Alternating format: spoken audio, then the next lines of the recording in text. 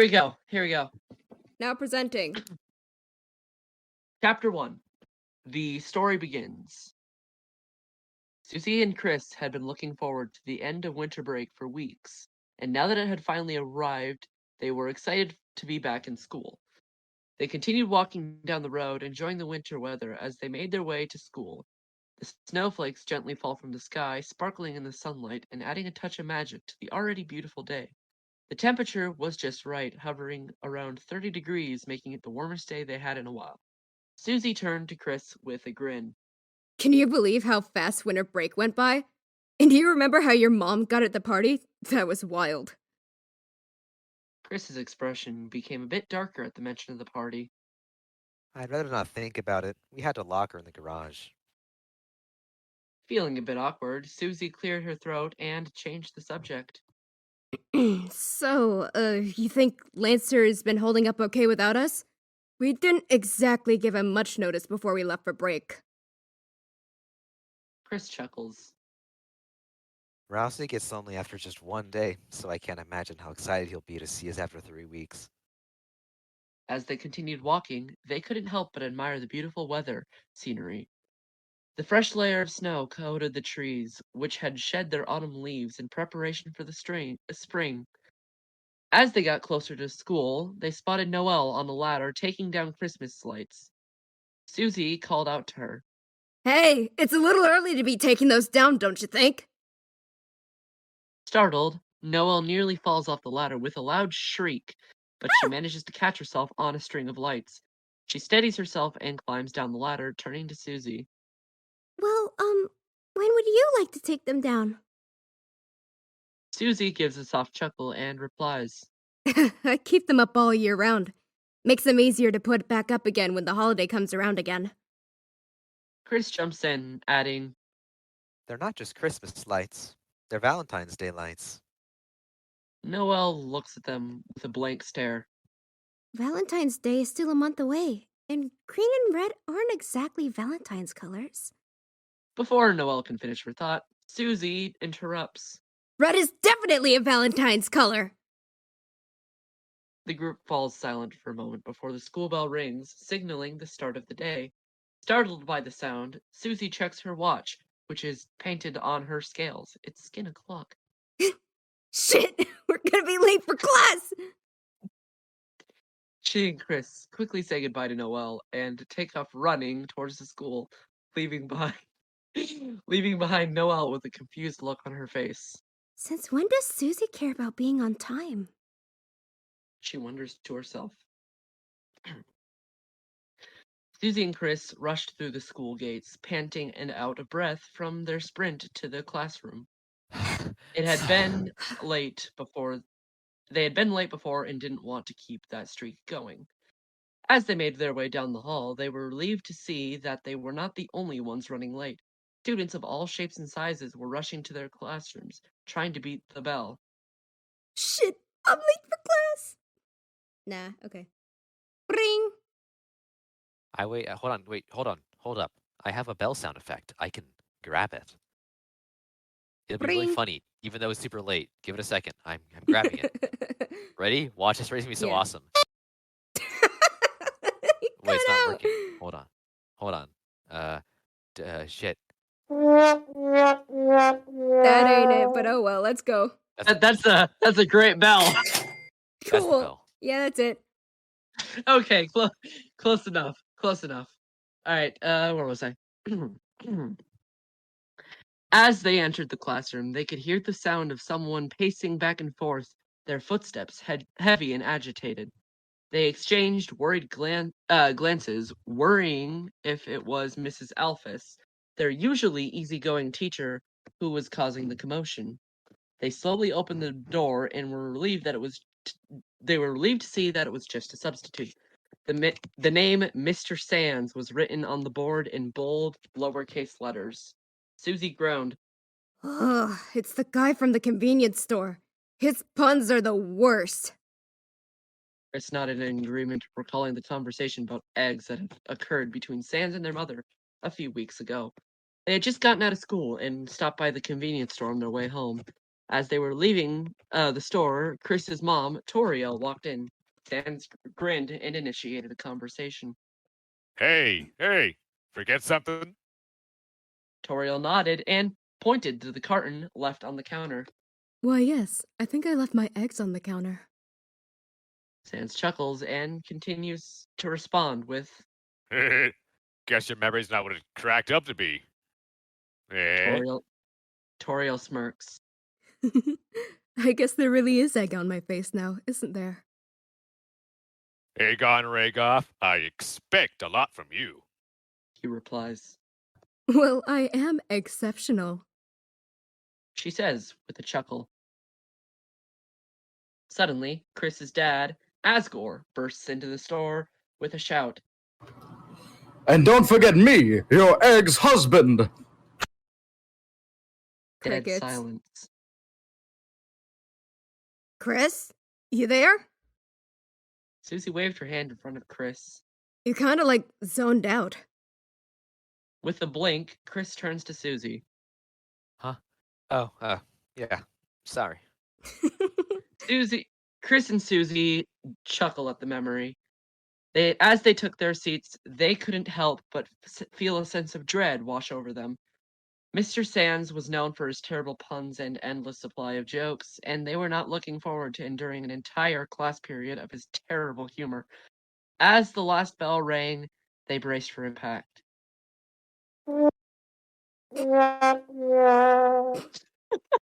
Alrighty, that sound means it's time for me to start. I hope everyone. I hope. There's a period right there. Yes. I hope everyone here's kids who don't show up to class on time to my. Let me. Wanna try that again? What is this? I hope everyone's Here, kids. I think hope you need everyone's to check here. your Kids grammar. who don't. Oh, I was like, I thought there was like a problem. Okay, now I see. Yeah, no, yeah. I hope everyone's here. Kids who don't show up to my class on time are in for a bad time. And I mean that.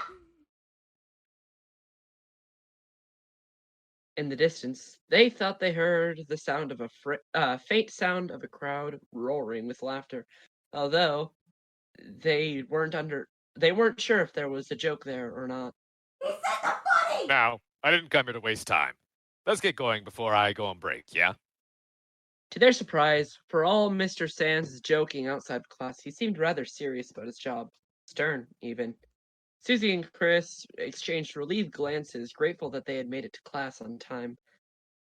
As Sands walks to the board, he looks around for the chalk. He says, Damn. Alphys warned me about this. All right, who wants to volunteer to go get the chalk? her eyes light up as Susie raises her hand, pulling up Chris's hand as well. We will, Mr. Sands. Sands nodded and waved his hand to head out the door. Chris and Susie sprint out of the classroom, down the hall towards the supply closet. Excitement and anticipation building within them. Ready, Chris? She asks. Let's do this. The two fling open the doors of the supply closet and are greeted by the familiar warmth of the darkness. They hesitated for a moment, wondering if they had made a mistake leaving class. But then they heard the faint yet familiar voice of Rouse calling out to them. Don't be afraid. Follow my voice. Without hesitation, Chris and Susie nod and leap into the darkness, hand in hand. They felt a sudden rush of wind and found themselves falling through a tunnel of swirling colors. When they finally landed, they were in a strange and familiar place. Ooh. Chapter 2. A Town Empty Again. Chris and Susie returned to Castletown after being away for several days. Hey, everyone. Sorry we took so long. But nobody came. They expected to be greeted by all their Darkner comrades who were stationed in town. However, as they walked through the streets, they were met with a haunting silence. The town was empty, not a single soul in sight. Susie, the more impulsive of the two, brushes herself off and looks around frantically. Where the hell is everybody? As they were trying to make sense of the situation, They hear a door open, and out comes Rouse, one of their fellow Darkeners. Susie runs over to him and grabs him by the shoulders and starts shaking. What the hell happened, man? Where is everyone? Where's Lancer? Rouse, looking shaken and disturbed, turns to them and begins to speak. They're gone. All of them. I woke up yesterday, but they were gone. There is nothing left, I'm afraid. Susie, now very agitated, starts shaking Rouse even more violently. Well, where did they have gone, smart guy? Chris, the more level-headed of the two, intervenes before the situation can escalate any further. Susie, stop. We should search the town for survivors. Chris, how the hell are you so rational in a situation like this? Susie, I know it's tough. Just put me down and we can start searching. You're right. Let's go. As they searched the town, Chris, Susie, and Rouse were met with disturbing sights at every turn. Windows shattered, doors broken down, and blood on the ground. Holy shit. It's terrible. What happened here? No, none. That's a different line in the script. Yeah. That's where improv comes in. You could have probably said like no idea or something. Yeah. Yeah. Do you have any idea what happened, Rousey? No, none. Tears brimming in his eyes, Rouse made a noise between a laugh and a choking sob. Everyone and everything I hold dear is gone. I was sleeping peacefully. Isn't that funny? How quickly things can fall apart when you look away. It wasn't your fault. I could have helped. So could we. Shit, I'm so sorry. Me too. It was clear that there was a struggle that when their friends were being taken away. But where could they have been? Where could they have gone? And who could have taken them? These questions riddled their minds as they searched the town.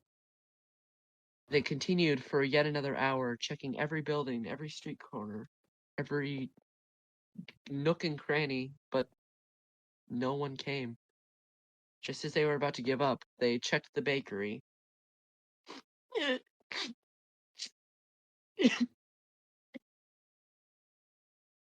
Wait, do you hear that?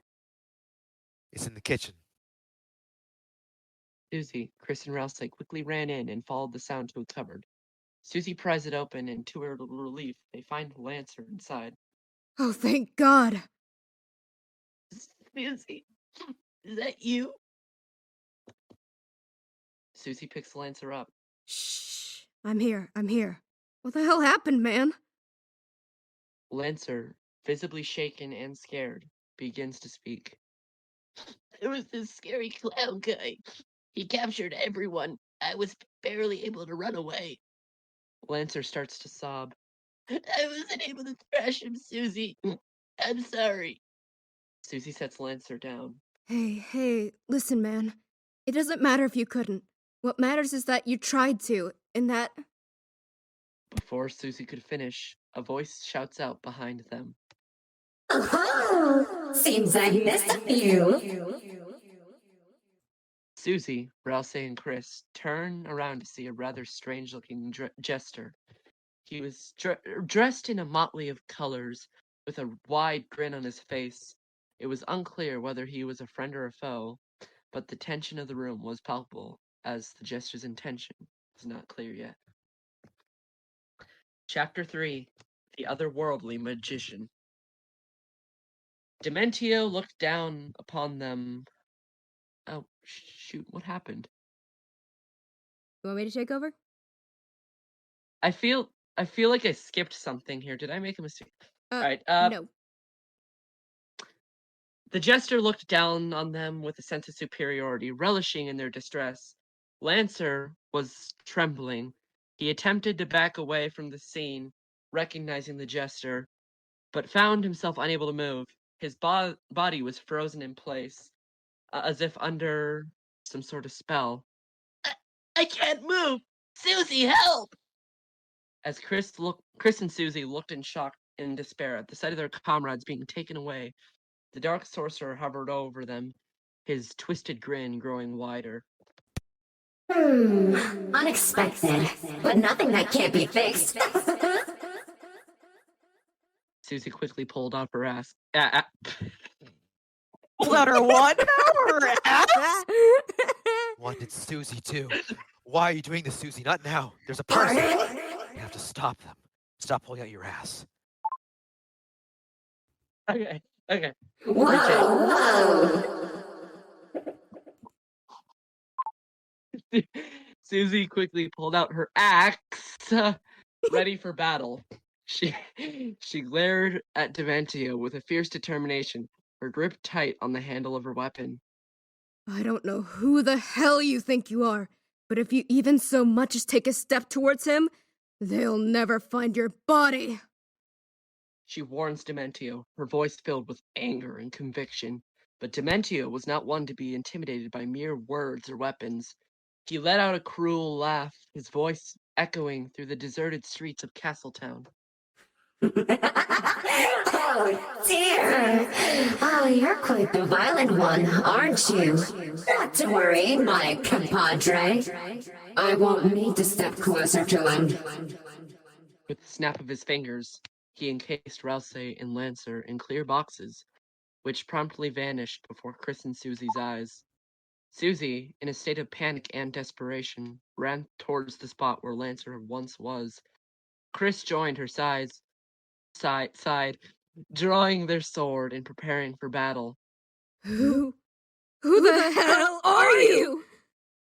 Susie shouted, her voice trembling with rage. Dementio's cruel grin grew wider as he introduced himself finally. I have many names. Some call me Stay away from me. Others, Sword. But the truth is, I'm a humble servant of Count Blank, Master of Dimensions, Pleaser of Crowds. I am Dimension!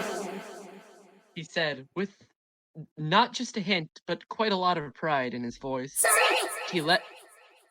He let out another cruel laugh. Now I advise you to forget about these fools. Go on back home and suck on your pacifiers and chuckle the stacking bricks like the great fools children you are.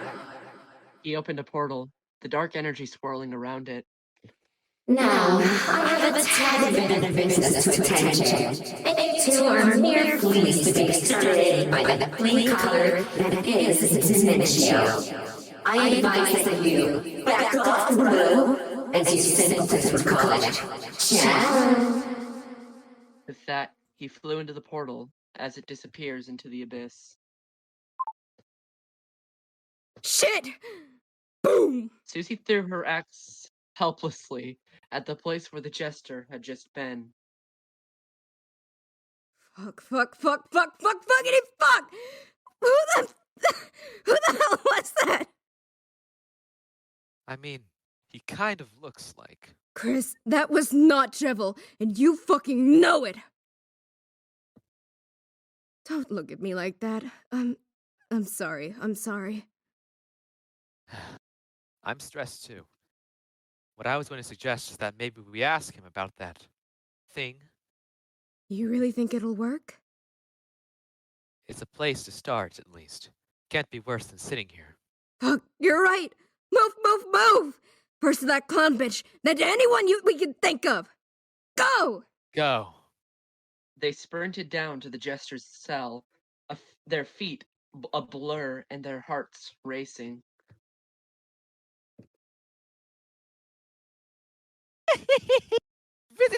Visitors, come to play. I don't think your voice changer's on. I didn't have it on. I pressed it, but it went off by itself. It's so cool. You wanna try it again?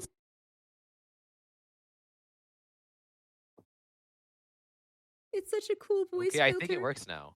No. Wait, fuck, I got the wrong Got it. capture. I pressed something. I pressed something. I'm in the wrong chapter. Give me a second. Okay. You got it. Visitors, come to play.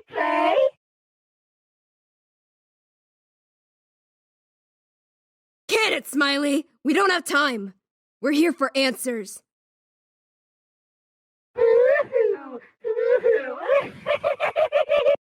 You are so cruel. Why rush when you can have fun?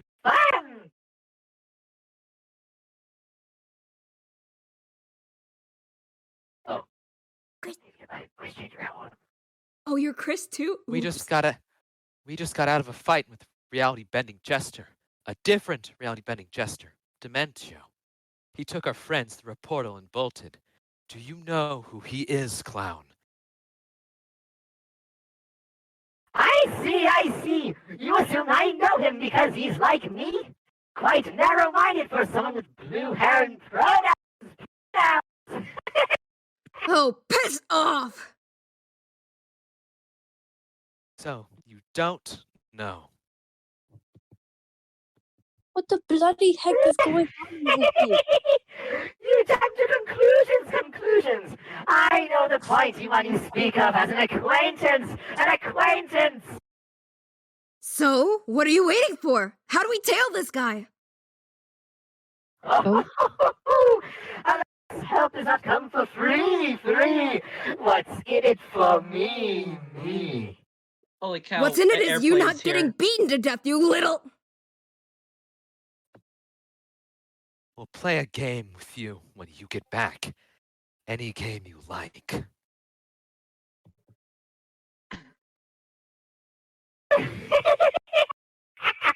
Is that a promise? I grow quite lonely in my little freedom. Are you sure, Chris? This guy's dangerous. His games are anything but fun. The tunnels between realities leave trails after they close. But with each tick, talk of the clock, they get harder to find. Choose quickly, or your friends may fade for good. Damn it! Chris? Won't do it. Hip, hooray! I wish you good luck and a safe journey. Bye. Thank you? That's actually nice of you to say.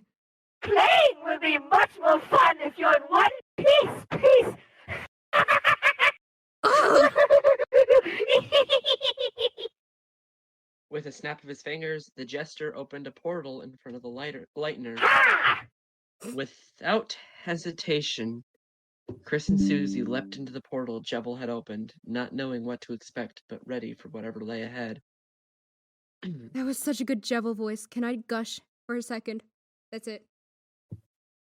I think it was pretty shit, but I couldn't No, hear that myself, was so so... who knows? The emotion in it. Mwah. Okay, continue. Sorry. You're also really good. Okay, continue.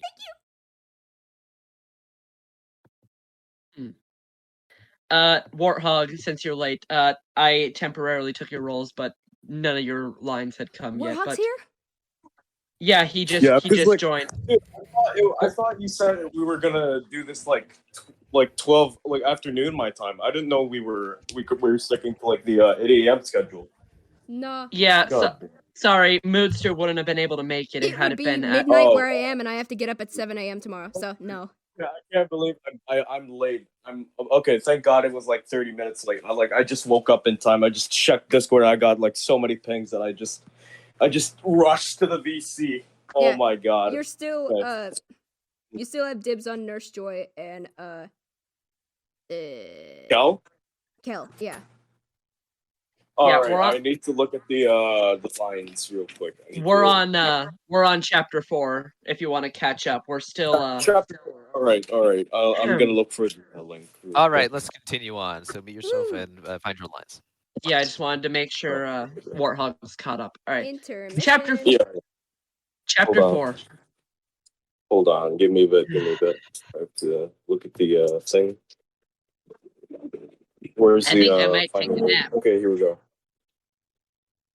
What page again? It's We're on beginning of chapter 4. It should be page 11. Page 11. Okay, good.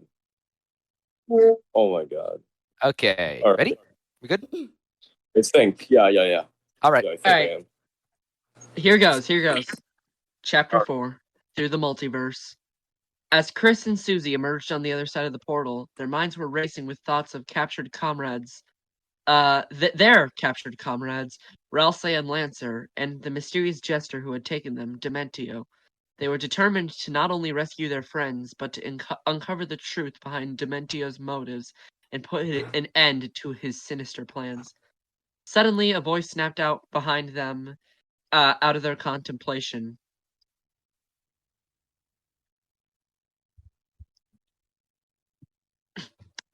Come back and visit again soon!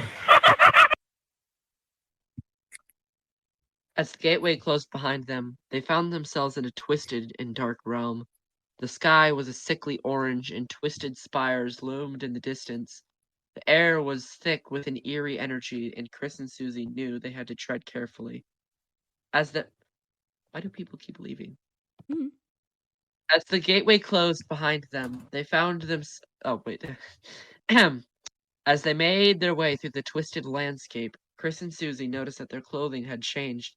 Chris's medieval suit had transformed into a worn sweater, and Susie's jacket had returned to its normal state. Damn.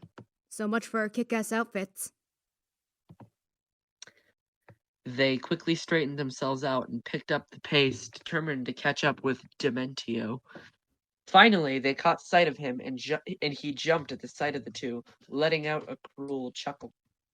Oh, look who turned up like unwanted pests. I have an inkling of how you managed that little trick, but it seems your ticket here was only one way.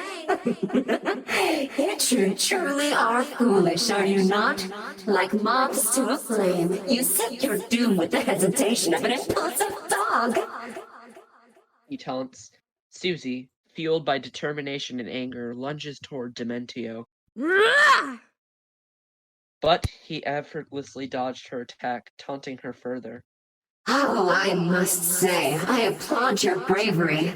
But bravery goes hand in hand with stupidity. So alas, this is where your comedically short journey leads you.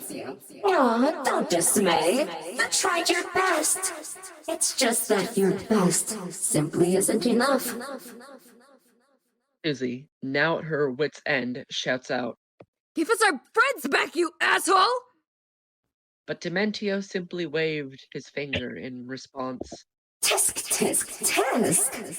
I'm afraid I can't do that, child. Boss's orders. Now allow me to send you on your way. I'd say it was nice seeing you, but that would be a lie.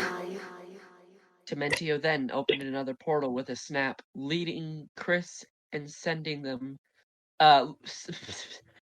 Chris and Susie hurtling into the unknown with one last word. Ciao! Story of art! Oh crap. One would say that they fell from the light. Chris and Susie landed hard, with no idea where they were or what lay ahead. From above them, a distant voice sounded from a still open portal. Oh, such wonderful screams! Like the music of a dog to my ears. Oh, and when you meet my friend, do try to die politely. We wouldn't want to be rude, now would we? Portal vanished as if it never existed. Their friends were still missing, and Dementio's plan remained a mystery. The ending left a sense of uncertainty as to what was next for the duo, and what kind of obstacles they may face in their quest to rescue their comrades and stop Dementio's sinister plans. But one thing's for certain, Chris and Susie were determined to not rest until they had succeeded in their mission. And if this was a game, that would be the end of the demo. Woo! And now the story really begins. Here we go. Chapter 5. A town not so far away.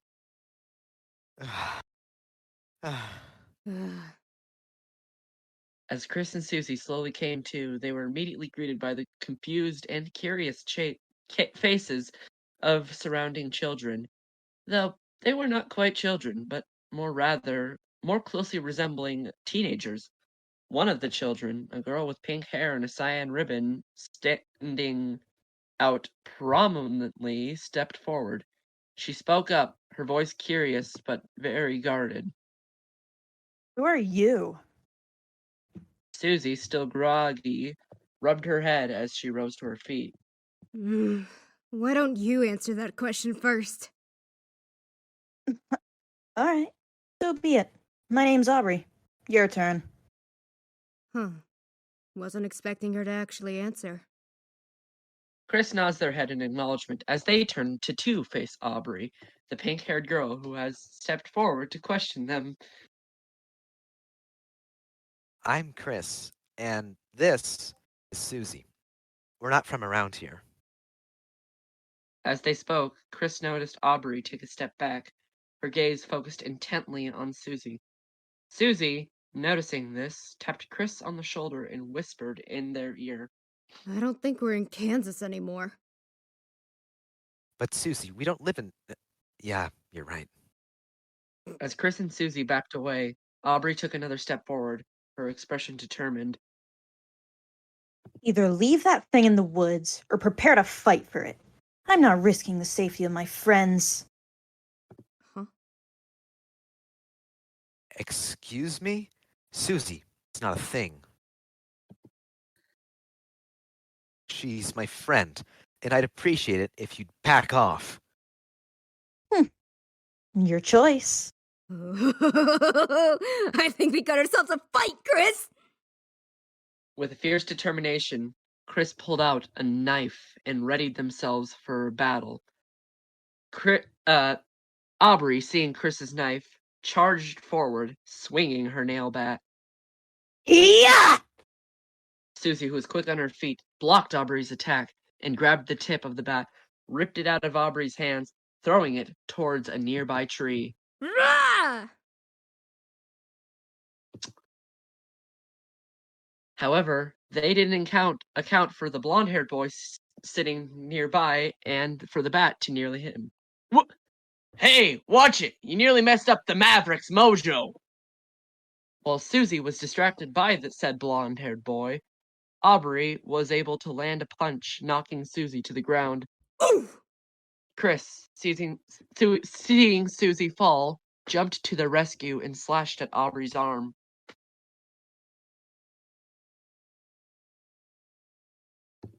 You'll pay for that.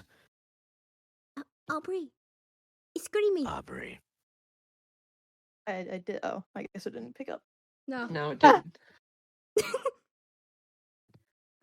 Yeah, that works. Good enough. Right. Wait, just wondering, am I still Kel? Yes. Yeah, you're still Kel. Okay. I was just fully good. planned to take over your role if you didn't show I up. see. Well, you showed up. I see. Thank you. Okay. Yay! Barely. You got Yeah, it. I just woke up like 15 minutes ago. I'm so sorry. Oh my god. I'm sorry. Moodster just is voicing half the characters. No. Yeah. It's all right. It's my And fault. I It's my had to fault. accommodate. Speaking of voicing half the characters, you mind if I take over the narrator for a little bit? If you want to, sure. Nice. Okay. Suddenly, a scream God filled the damn. air as Aubrey fell to the ground, clutching her arm. Is that a knife? Correct. What is it with this town? Why is everyone attacking me with knives? Nice. Susie gets up, and they're approached by a rather tall boy in a jersey. Susie puts her fists up, and the boy raises his hands and says, Whoa! Look. I'm unarmed. Cool it. Susie puts her fists back down. Susie looks over at the park where Aubrey ran off to. Now who are you? I'm Cal. I just saw what happened. Kel walks over. Don't mind Aubrey. She can be a little mean, but she's just protecting what friends she has left. I don't get how someone like that can have friends. Little bitch. But she hasn't always been like this, though. She's just been through a lot of these past few years. We're trying to get better. I mean, Two of our closet friends kind of disappeared about a week ago. Your friends disappeared? Yeah, they just kind of dropped off the map. We're not really sure what happened. They probably clipped through the back rooms, but whatever. Coming down, laddies! Boom, boom, boom!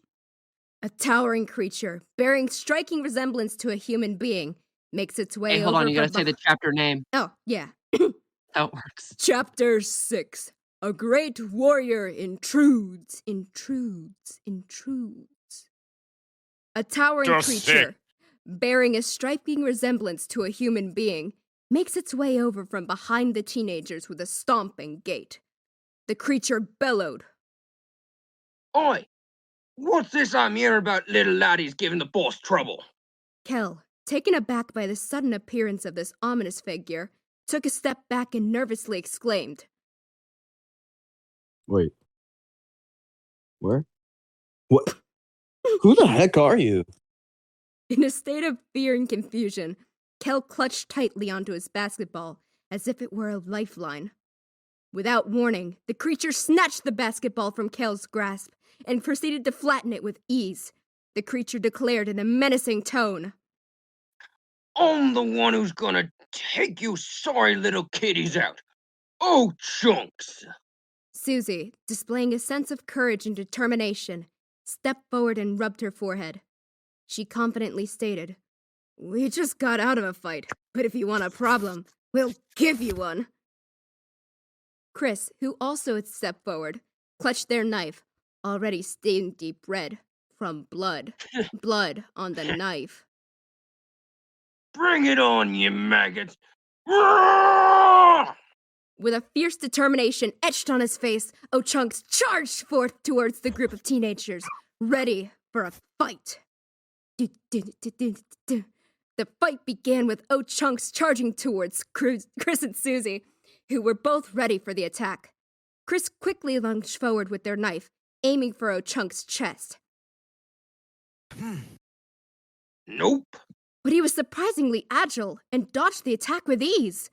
O'Chunks retaliated by swinging his massive fist towards Chris, who managed to jump out of the way just in time. Susie, seeing an opportunity, pulled a pair of brass knuckles from her pocket and began to pummel O'Chunks with a flurry of punches. Get fucked! The absolute beast of a man seemed to be momentarily stunned by the unexpected attack, but quickly regained its composure and grabbed Susie by the arm, lifting her off the ground with ease. Whoa! Chris, seeing Susie in danger, quickly ran towards O'Chunks and grabbed onto his back, trying to stab him with the knife. O'Chunks, in a fit of rage, swung Susie around, trying to shake Chris off, but Chris held on tight.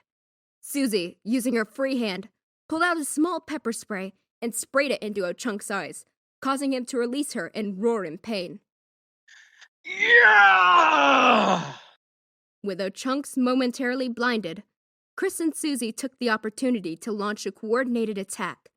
Chris continued to stab at O'Chunks' back with their knife, while Susie delivered powerful punches to his face and stomach. Take that! And that! Uncle, I say! O'Chunks exclaimed, in a state of distress, rubbing his eyes in a futile effort to alleviate the searing pain caused by the pepper spray. Susie, who had delivered the debilitating blow, jumped back, ready for any further retaliation from the towering creature. With a look of determination and confidence, she shouted out to O'Chunks, "You give up, or are you thirsty for more?" Chris, who had been focused on the battle, turned their attention to Susie, and with a look of surprise on their face. Did you just quote Home Alone, Susie? Susie, realizing the reference, blinked in confusion and replied, "Yeah, it's a badass quote, so what?" Chris, with a shrug of their shoulders, turned back to O'Chunks, who was now getting back up on his feet. Well, then I guess this guy had better keep the change, you filthy animal. O'Chunks, defeated and outmatched, took a step back and with a hint of defeat in his voice, he said, I give up. But this ain't the last you seen of me, laddies. With that, O'Chunks opened a can of beans and ate it in one gulp. Chunks away! With a sudden burst of energy, O'Chunks let out a loud and powerful fart, which propelled him into the sky.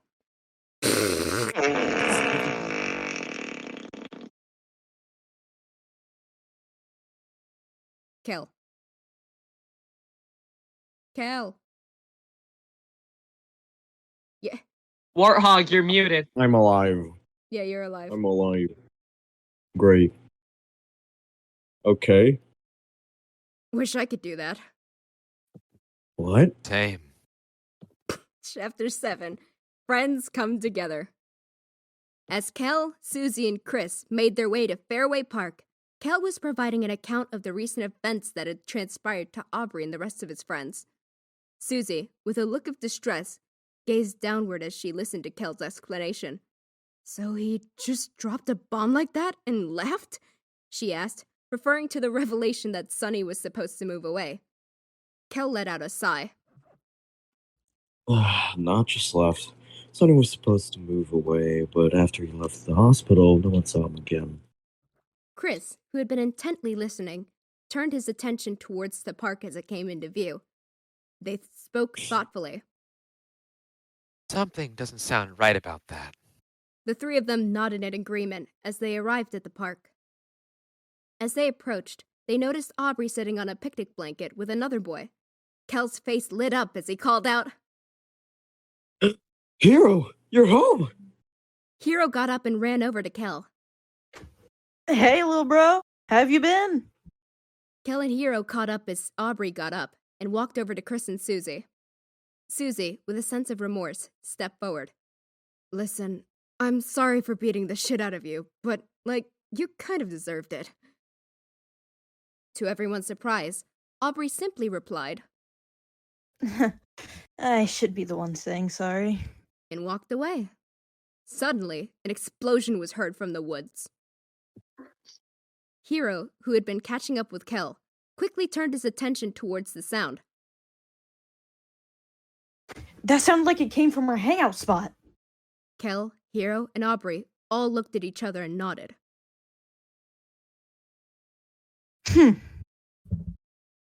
They quickly ran off into the forest, with Chris and Susie following closely behind.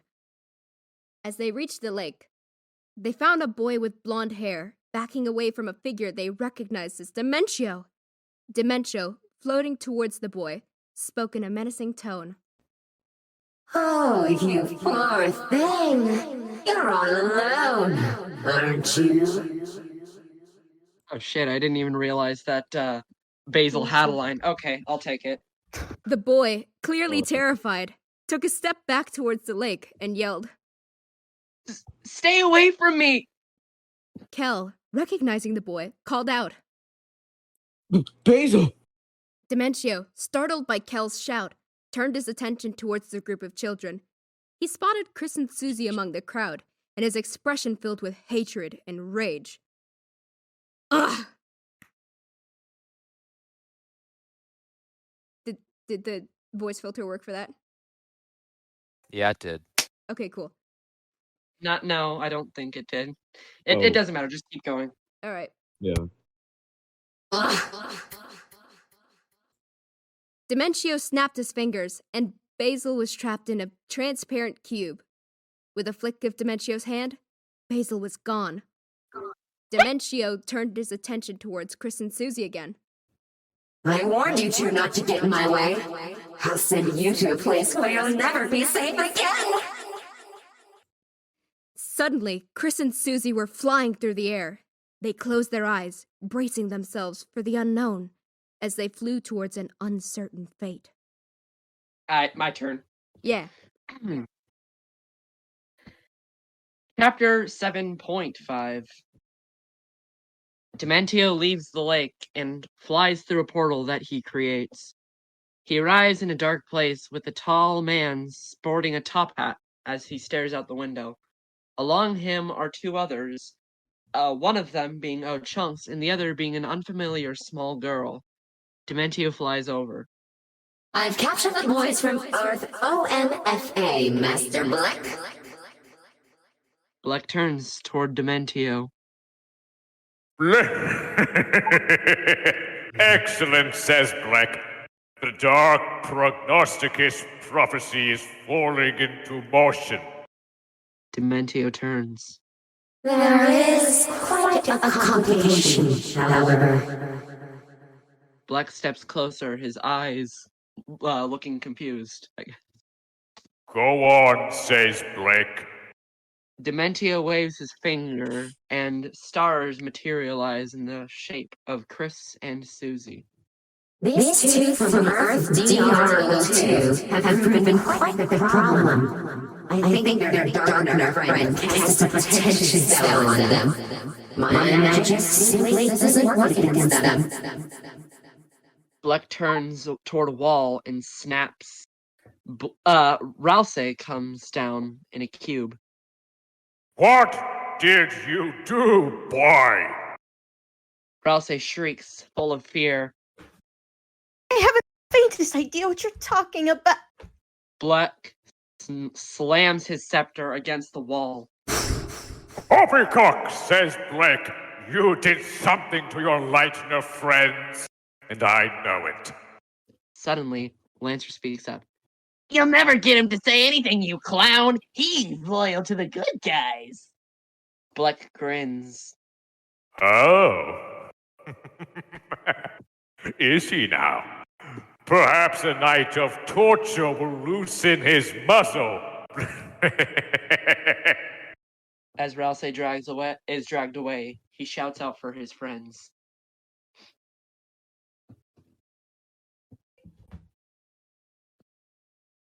Him. Rousey.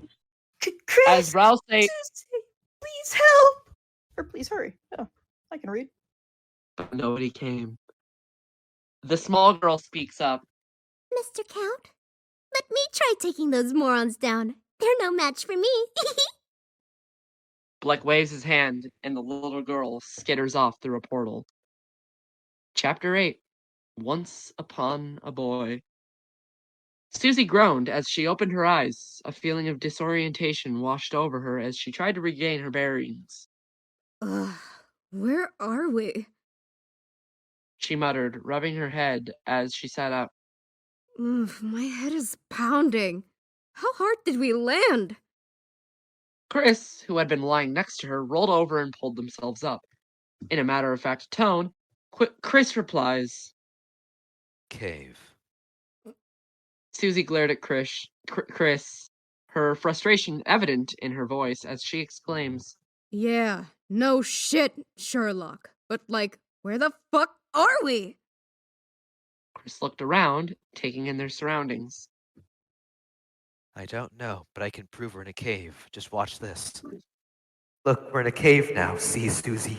I can prove it to you. Oh we're my in a God. cave. This must be Undertale. Not sure. No way! You're right!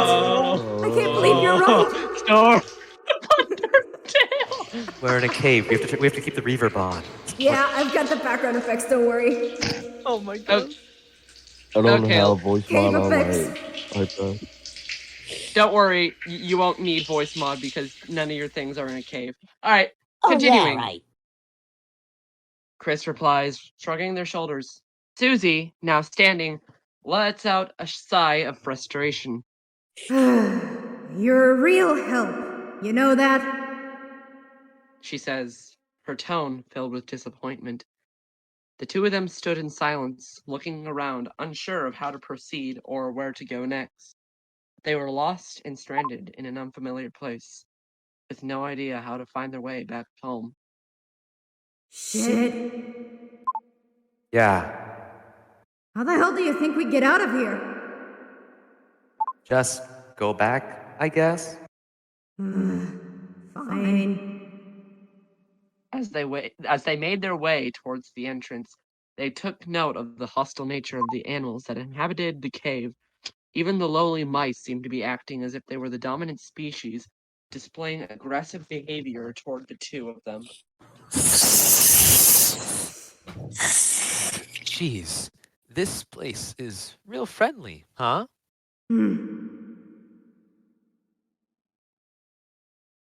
Despite the hostile environment, they pushed forward, determined to reach the cave's entrance and make their way out.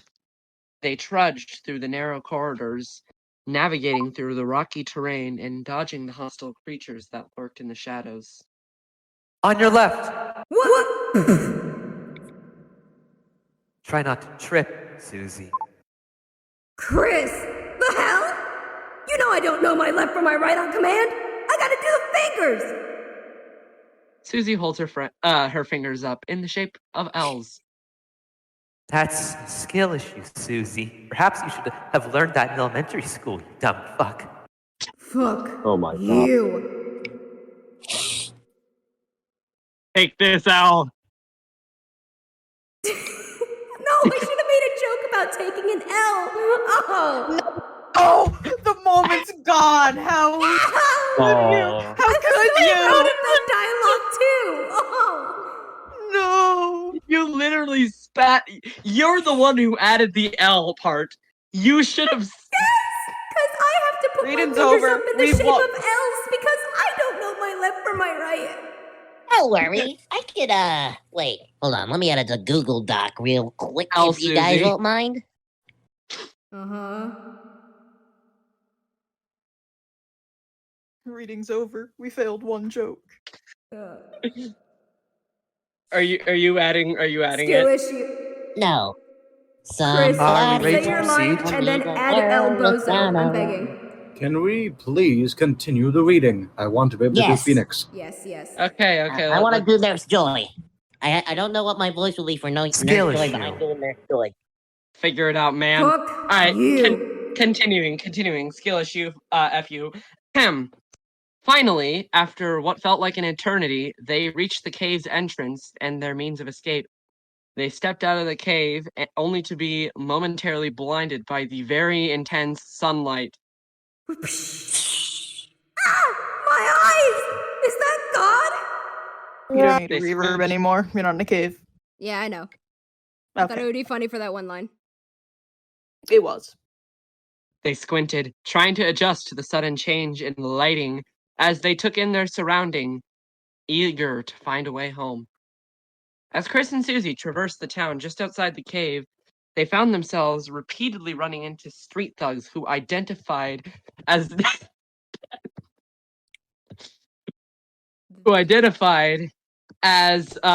sharks. Dun, dun, dun. Sorry, I had to check which color I was. You're purple. Well, what do we have here?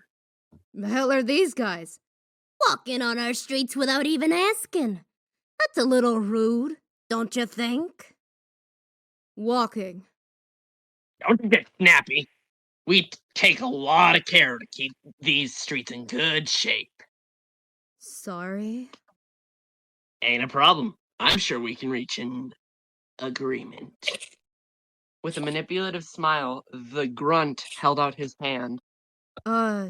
No? I see. Such a shame, really.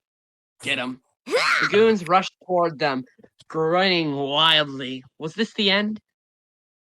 Your mother. Boom! My feelings!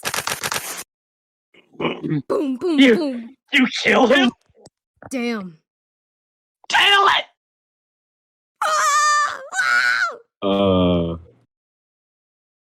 Chris? It was literally just a your mom joke. Emotional Ta-da! damage.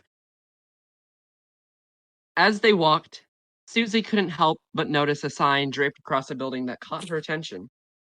What kind of town name is on it? She wondered aloud. Suddenly, a voice spoke up from behind them. A town that holds a hero. The two of them turned to see a young boy no older than 10 standing behind them wearing a baseball cap. Susie, wanting to get a better look at him, bent over to level herself with him. And who might that hero be, kid? She asked, with a hint of curiosity in her voice. The boy, with a hint of pride in his voice, simply snorted and replied, That would be me.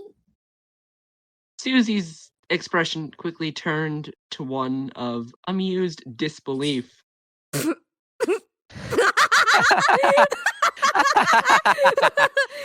Oh, that's a good one. Susie exclaimed, still wheezing from laughter. You think you're a hero? The boy, clearly unamused by Chris and Susie's antics, cleared his throat and continued. My name is Ness, and I'm destined to save the world. Now suck a dick. You need some parents, little child. Chris. What? You all right? What? I can't breathe. I can't breathe. You all right? Don't do my boy like that. Don't do my boy like that, bro. Don't do my boy like that. He did not Hello, deserve it. William. We're almost to the William part. You might actually be able to voice him. Your mic's good enough.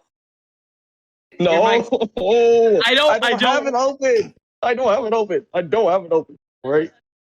I'm on mobile. I cannot do this. I'm not capable. All right, don't worry about it. Okay. You're gonna butcher my voice, aren't you, Charles? Bud, I'm gonna be honest. The mic on my computer is worse than my phone. Not only am I disappointed, but I'm honestly. Oh, okay. Yep. The boy, Ness. Yes. What page just nurse All right, the boy. We are Ness on page 22. looked Okay, at them with a gotcha. mix of confusion and annoyance, not quite understanding their reason for their mirth. Nevertheless, he stood there, determined to fulfill his destiny, whatever that may be.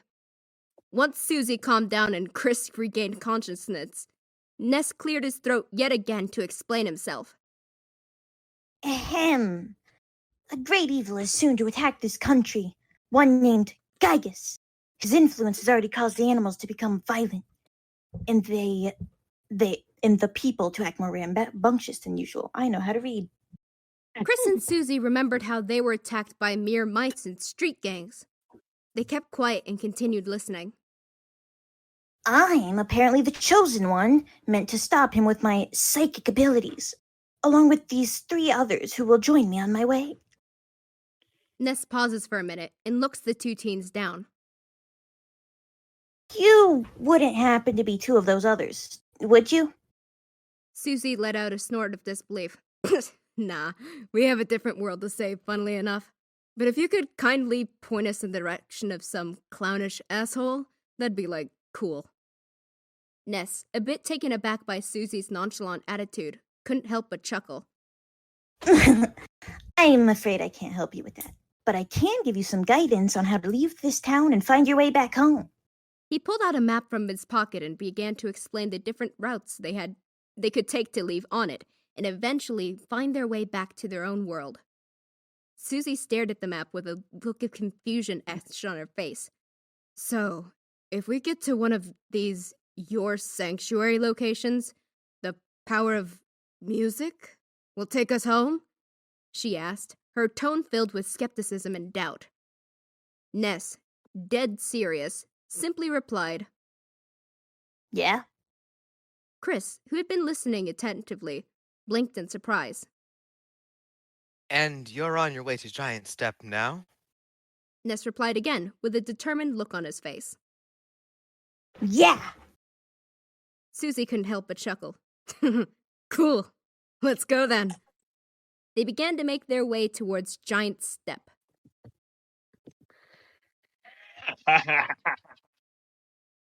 The trio stopped in their tracks, wondering where the wicked laugh came from.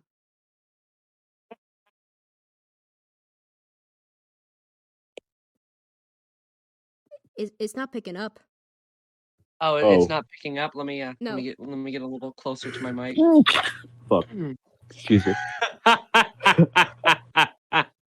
They looked around, trying to identify the source of the laugh, but it seemed to be coming from everywhere and nowhere, all at once. The sound sent chills down their spine, and they knew that whatever causing it, it couldn't be good.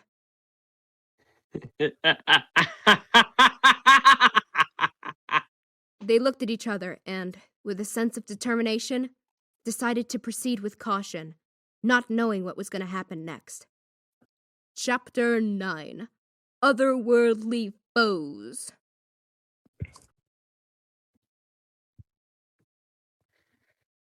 You're not picking up. Oh. You're good.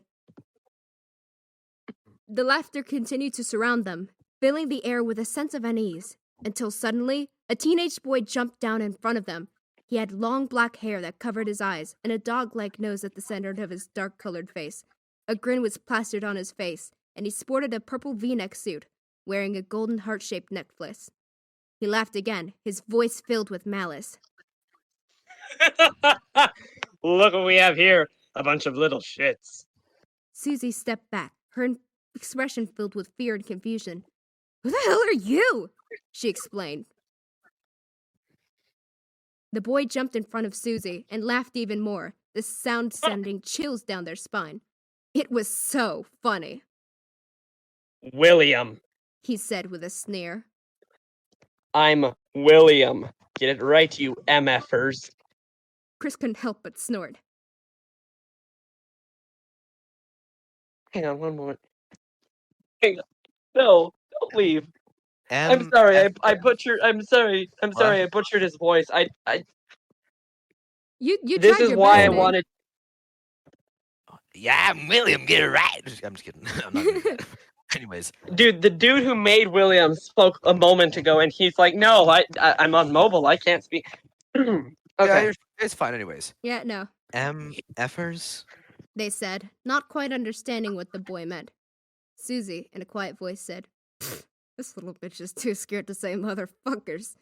William's face darkened at her words, anger and rage evident in his expression. That's it. Fuck you. I'm killing you now.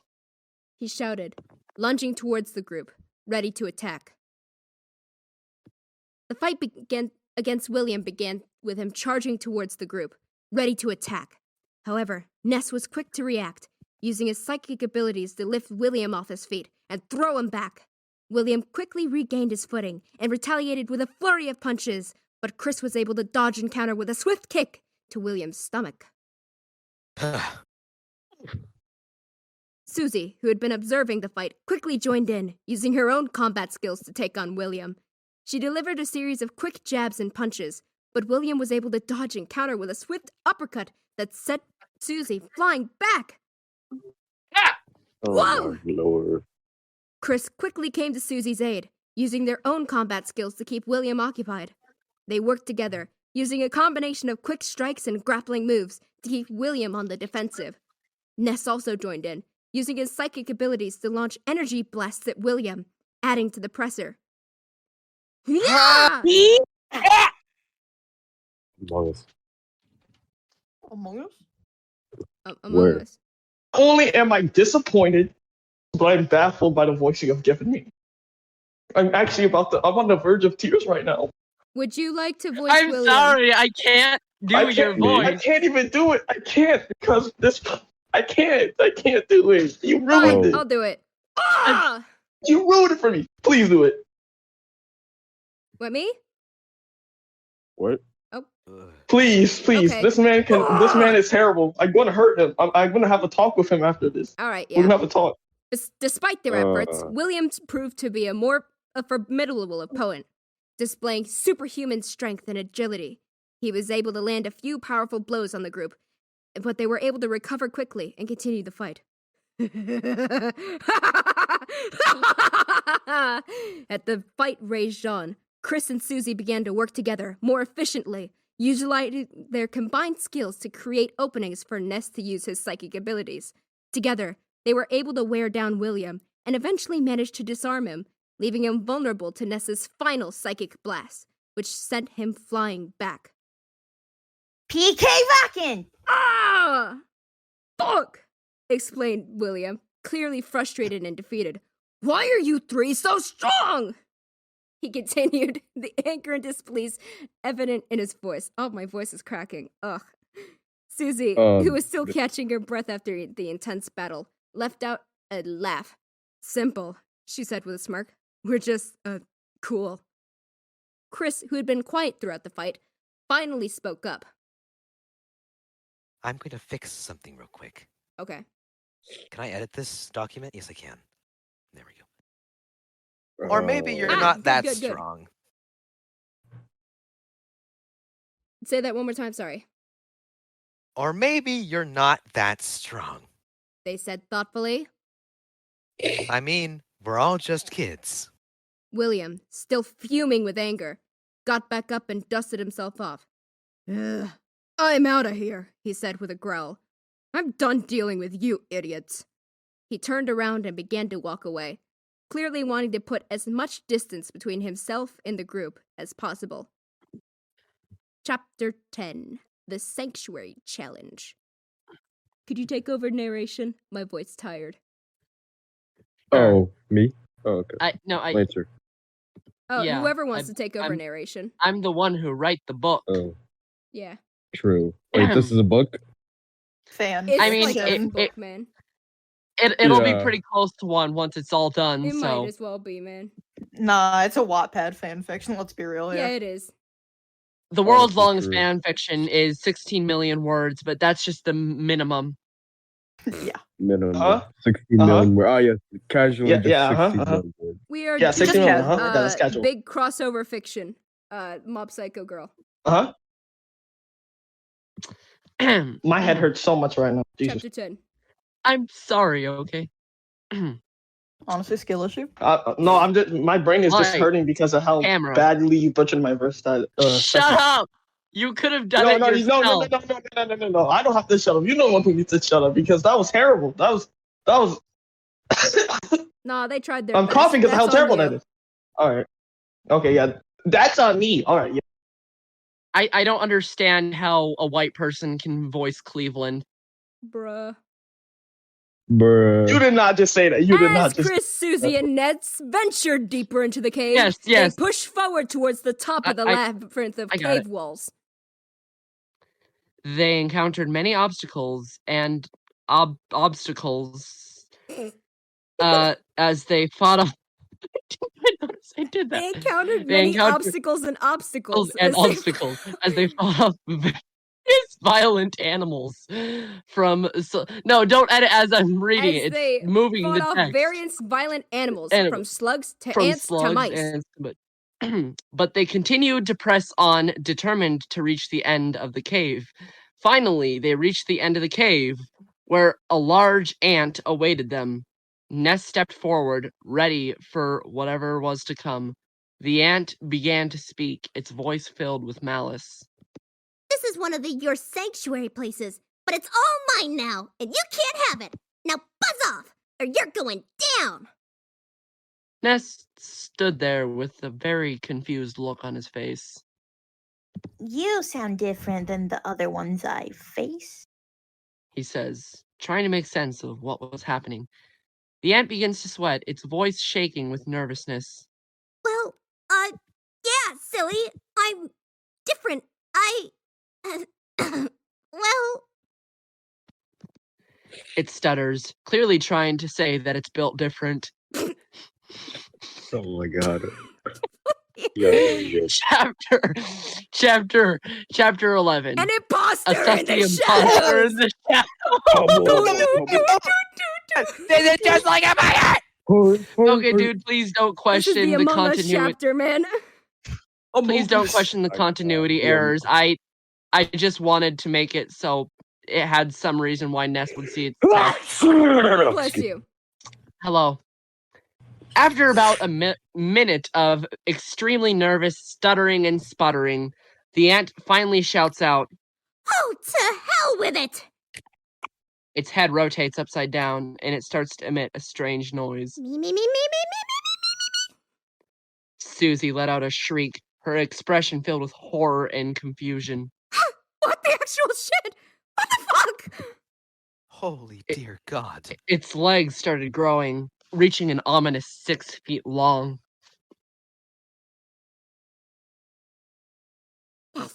Ness. Ness spread his feet out and pulled out his bat, ready to fight whatever this was. Its head cracked open, revealing a young girl's face. She'd be cute if it weren't for the eldritch horror of a body she has. The body of what appeared to be a 14-year-old girl hung from the head of the creature, which had 8 horrifically long legs sticking out of it. The sight of it was enough to make anyone's skin crawl, and Susie's voice shook as she shouted out in fear and confusion. What are you? What kind of monster are you? Spider introduced herself as Mimi and began to speak in a menacing tone, voice filled with yet even more malice. You 3 meaties are gonna get it! She sneers. The big boss gave me orders, and I'm not gonna let him down! My name is Mimi, and I'll take you down like the pests you are! The way she spoke was terrifying. Her voice seemed to echo, and the way she moved around was fluid and almost hypnotizing. The way she spoke made it clear that she took pleasure in the idea of hurting them.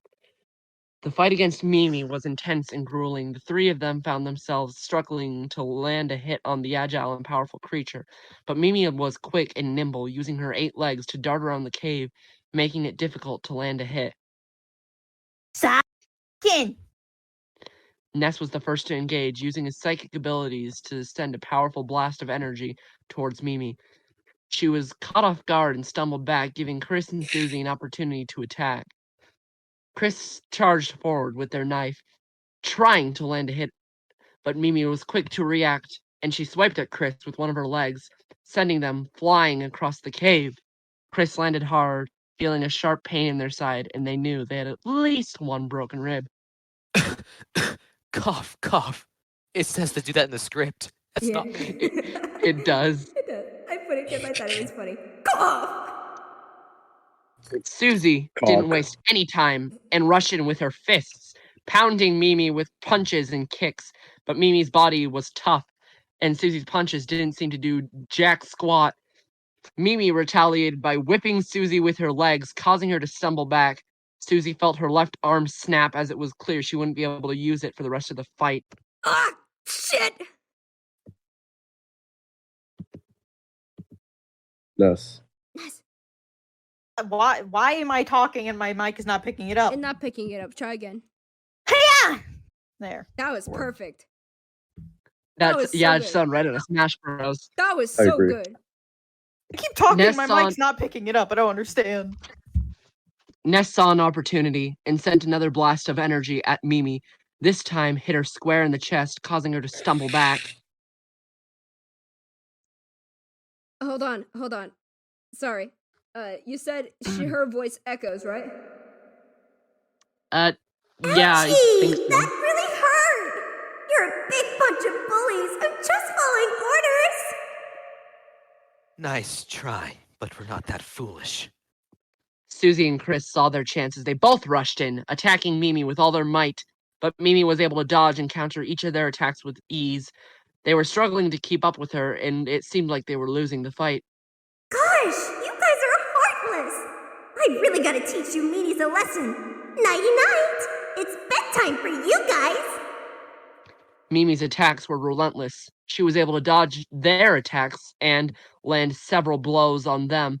They were all badly hurt, but it seemed like they were outmatched.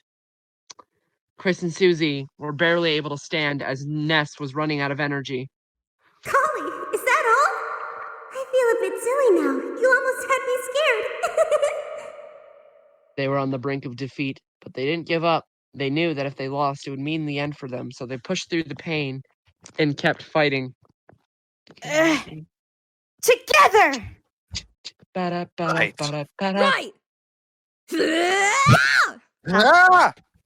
Finally, they were able to land a hit on Mimi. A powerful combination of Ness's PK rockin' and Chris and Susie's physical attacks. Mimi stumbled back, and for a moment it seemed like she might be defeated, but she wasn't going down with even more fighting because this doesn't have enough.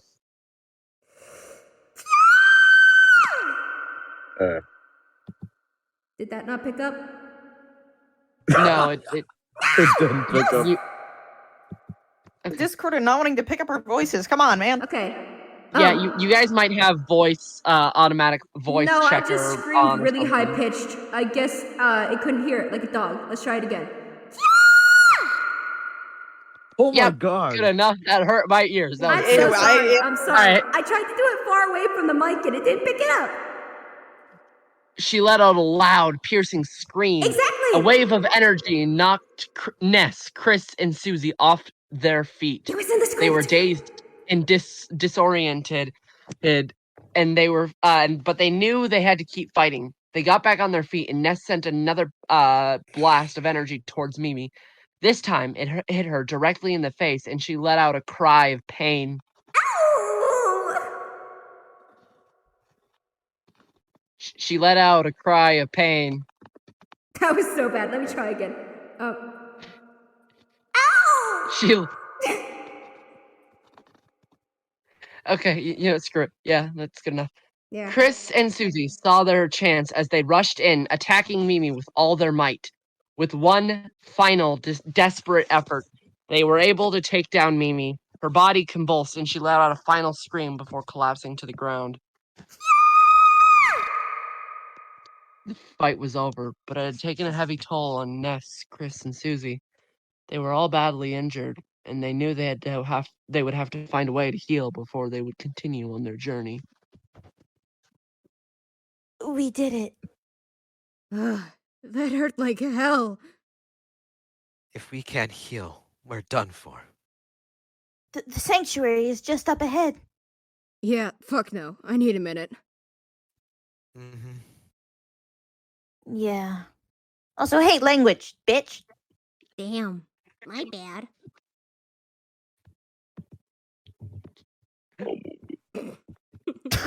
Mochas.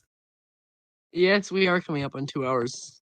As they look, Really? At almost, fuck. yeah, we're at an hour and a I half. gotta eat breakfast soon. What is Nurse Joy coming on? soon. Very soon. Soon, actually, Yeah, very very- next chapter. Continue. Let's go. As they We looked gotta at make this Mimi's happen. defeated body, Okay. they couldn't help but they feel a couldn't- sense of unease. They knew that there were more powerful enemies out there, just waiting for them. They knew that their journey would be long and difficult, and that they would have to be ready for whatever challenges lay ahead. But for now, they were victorious, and they allowed themselves a moment of rest before they had to move on. Continue. Chapter 12. The 8 Melodies. As the trio stepped out into the open, they were met with a feeling of serenity unlike they had ever, unlike any of them had ever experienced before. The tension and pain that was plaguing them seemed to melt away, replaced by a sense of calm, peacefulness. Susie was the first to speak. Guys, stop for a sec. Do you hear that? As they listened, they could hear faint strains of music in the air. It was soft.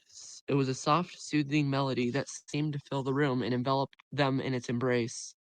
So beautiful. I told you. Chris, Susie, and Ness No. felt their No. Felt their pain Shut and injuries. injuries as the Fading music away. gave them energy. Fading away as the music gave them energy and vitality once more. For a brief moment, Chris swore they saw their mother smiling down at them with love and pride in her eyes. Susie felt as though she was lying. I didn't have Wyoming? I had Wyoming is lying. a chunk I had error. lying Wyoming written in a there. Thank you. pile of snow. No. Wyoming Feeling is a the chunk cool, error. crisp If you're a air. multicellular organism, you need to leave this call right now. You need to leave. As the cool, crisp air around her and the sun shining down on her face. Ness claims to have seen a small, cute puppy wagging its tail happily. Ah.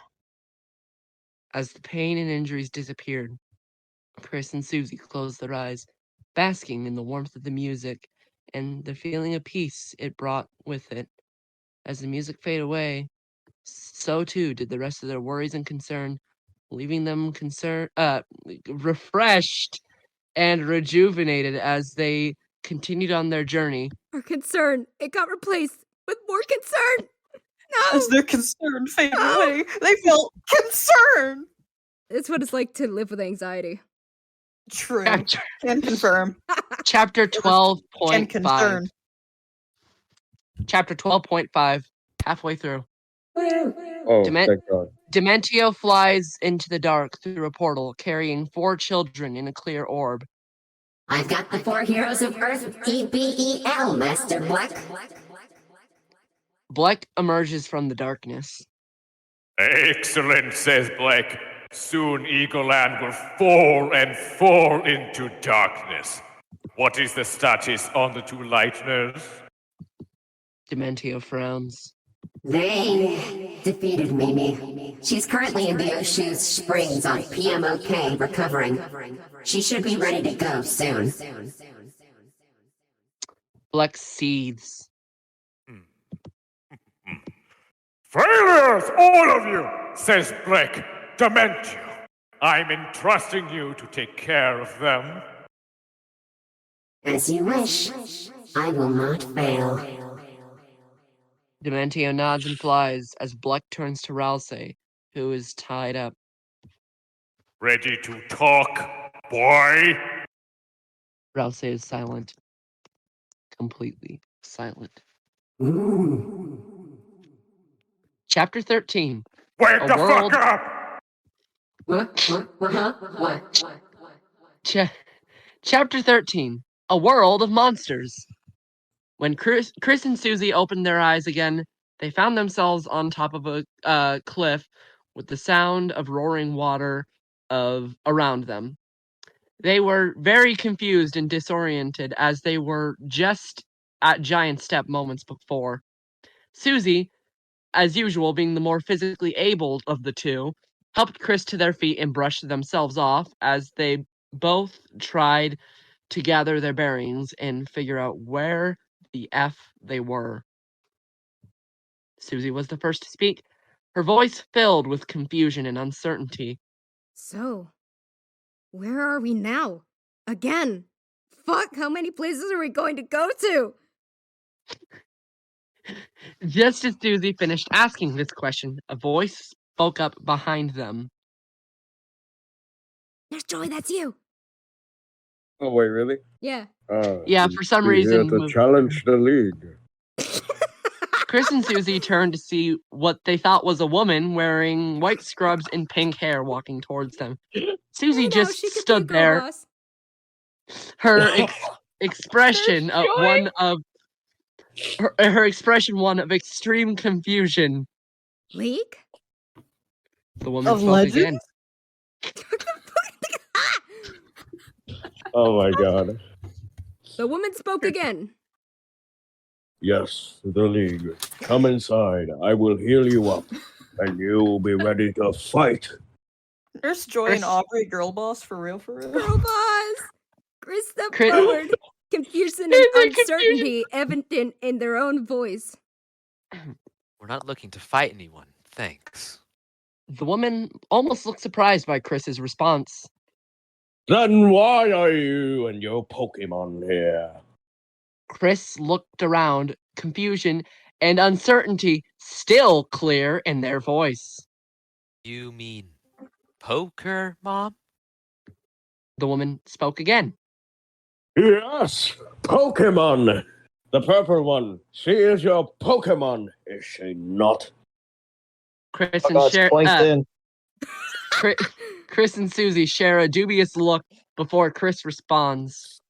We don't invade any. Who put in between the have? They split have into half. And then... Hey, just gonna say, Lancer 2, I think you forgot anyone with the link can edit this.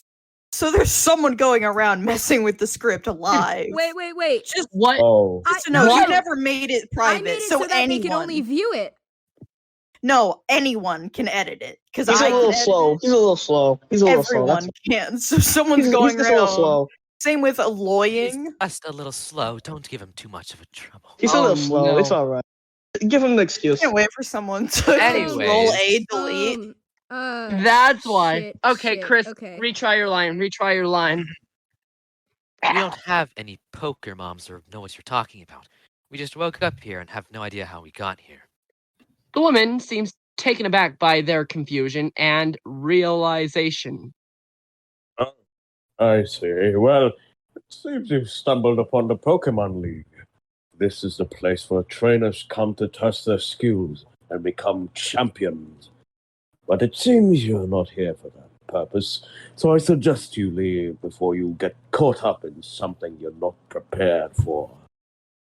Suddenly, a man wearing a blue vest and a headband runs over. Do we have a voice actor for him? Nope.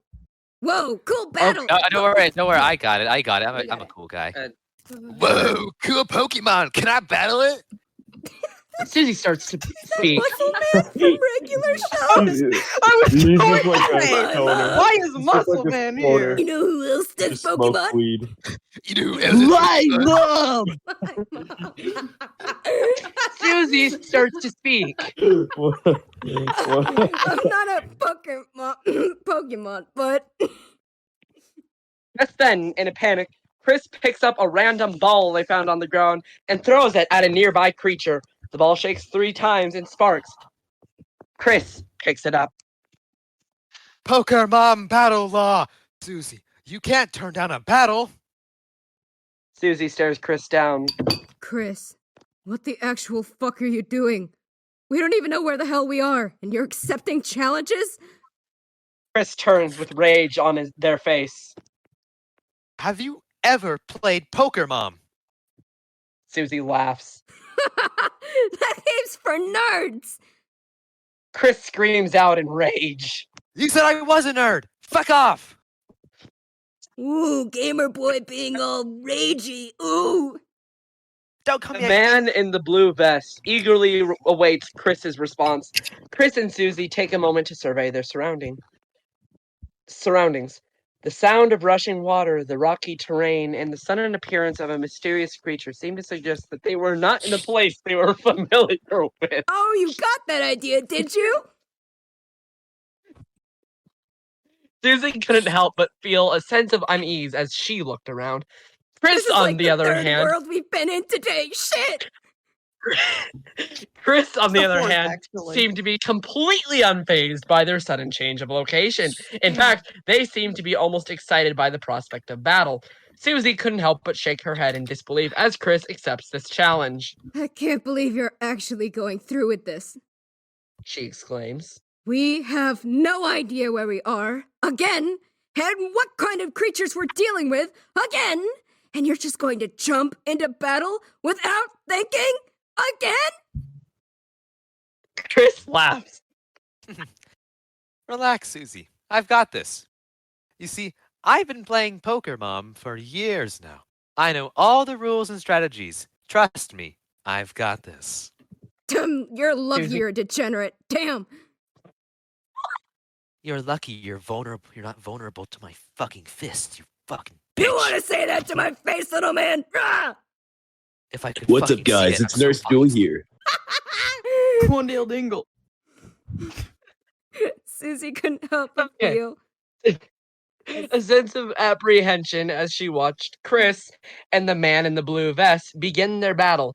She had never been a fan of the Pokemon, as they call it here, games, but she knew Chris was a seasoned veteran and a degenerate. Still, she shaped the feeling that they were in way over their heads. Go, Machop! Yeah! The battle Got begins with Damien sending out his first Pokemon, Oh my a God. Machop. Chris responds with sending out My their God. only Pokemon, Metacham. Yo, Machop! Use Karate Chop! Metacham. dude. Metacham counters with a with a well-timed well- confusion attack, leaving Machop dazed and confused. Yo, great one! Machop! Why are the use two no sleep now. narrators? Metacham What are two ducks narrators release fighting? and lands a powerful high jump kick, knocking Machop out. What? So powerful! Go, Heracross! Damon, surprised by Metacham's strength, sends out his next Pokemon, a Heracross. Damien's a hippie? Metacham, use Psychic.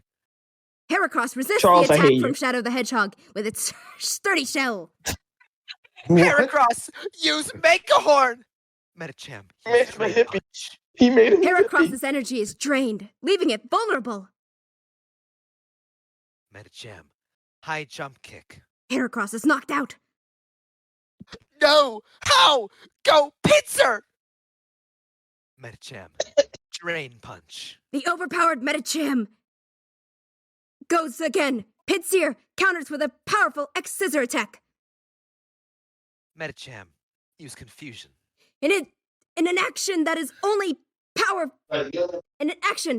possible with main character syndrome, Pinseer is left dazed and confused.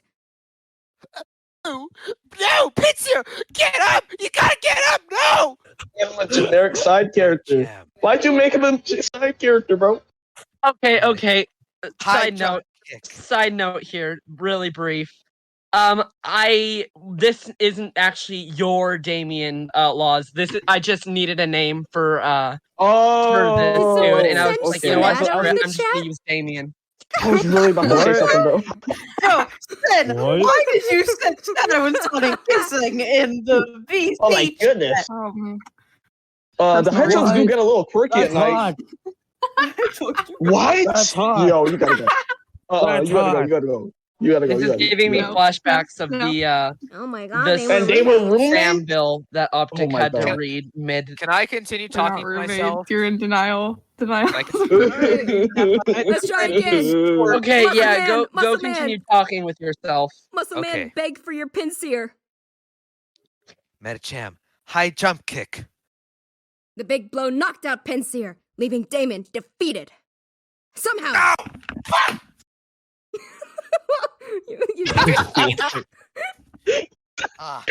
Yo, dude, good job. Well fought, bro.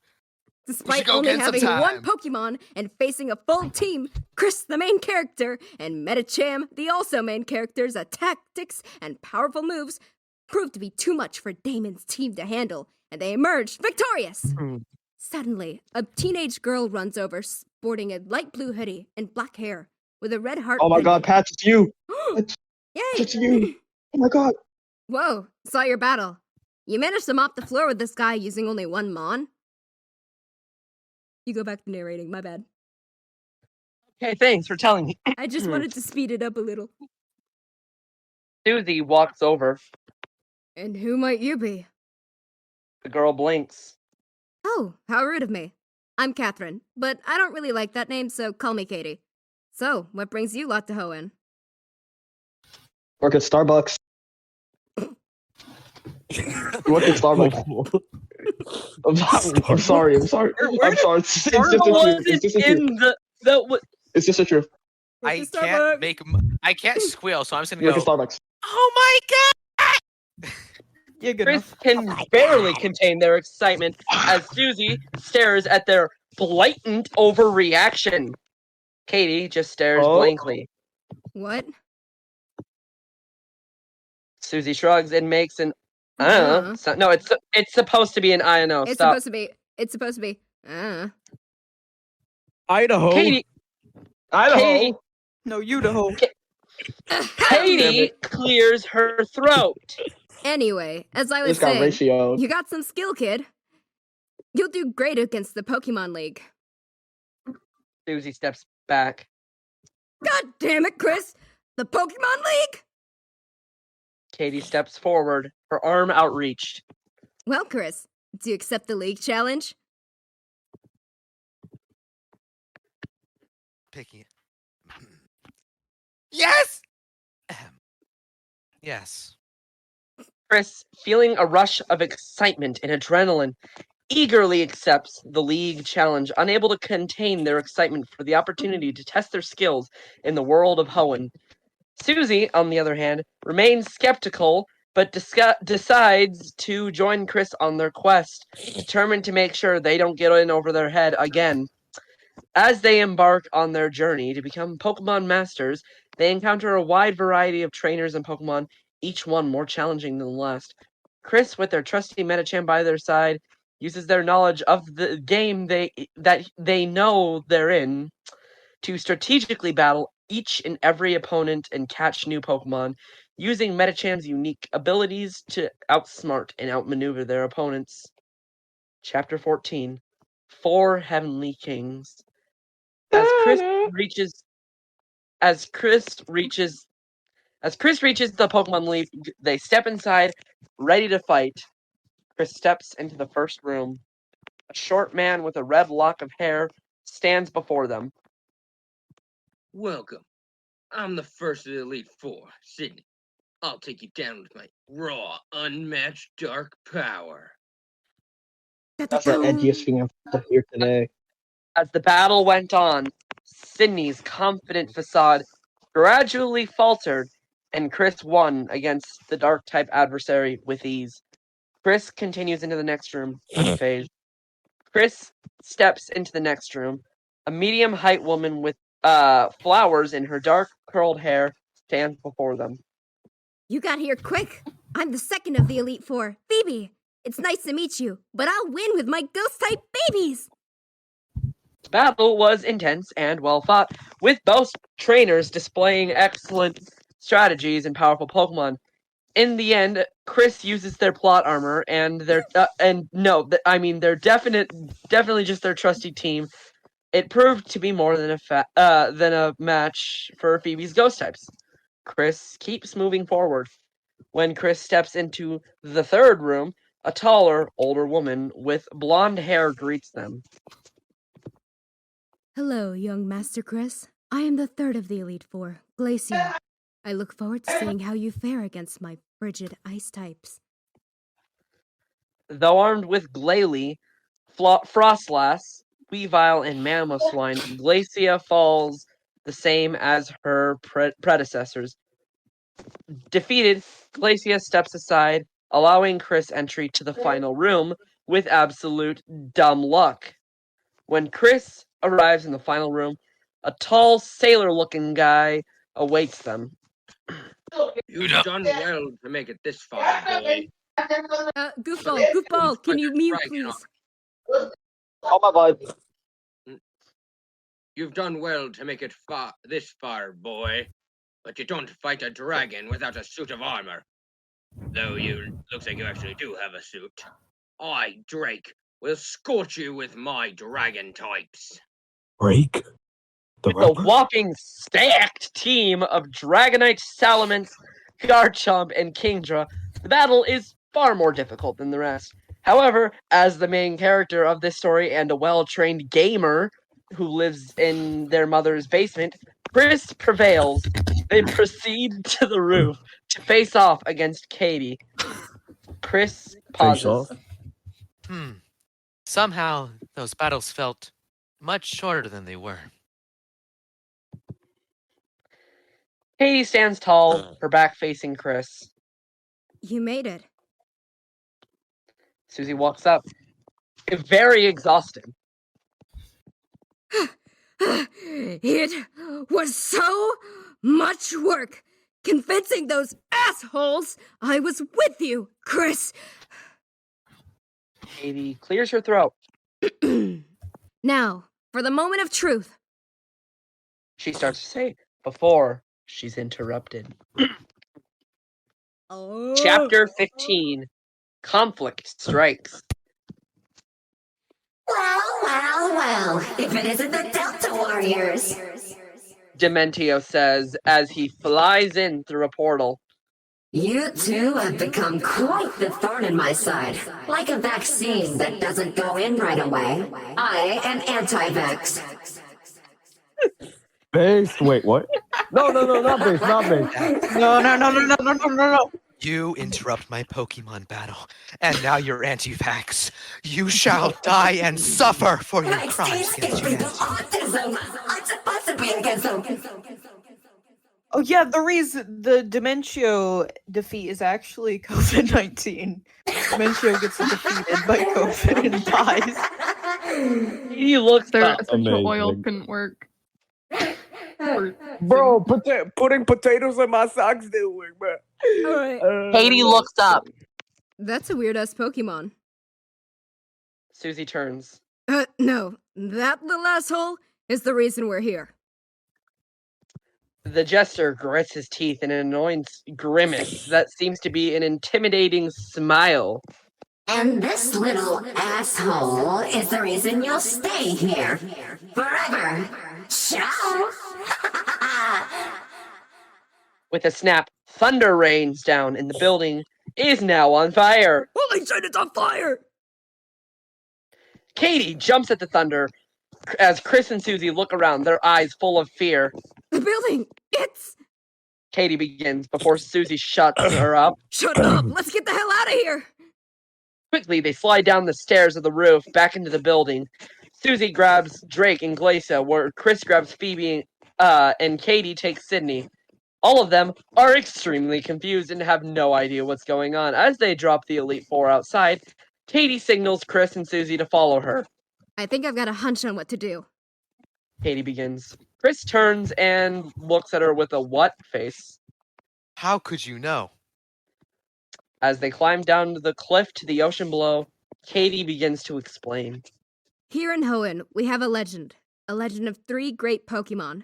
2 of them, Kyogre and Groudon, were always fighting about, like, land being greater than water or something. Fuck it. I never paid attention in history.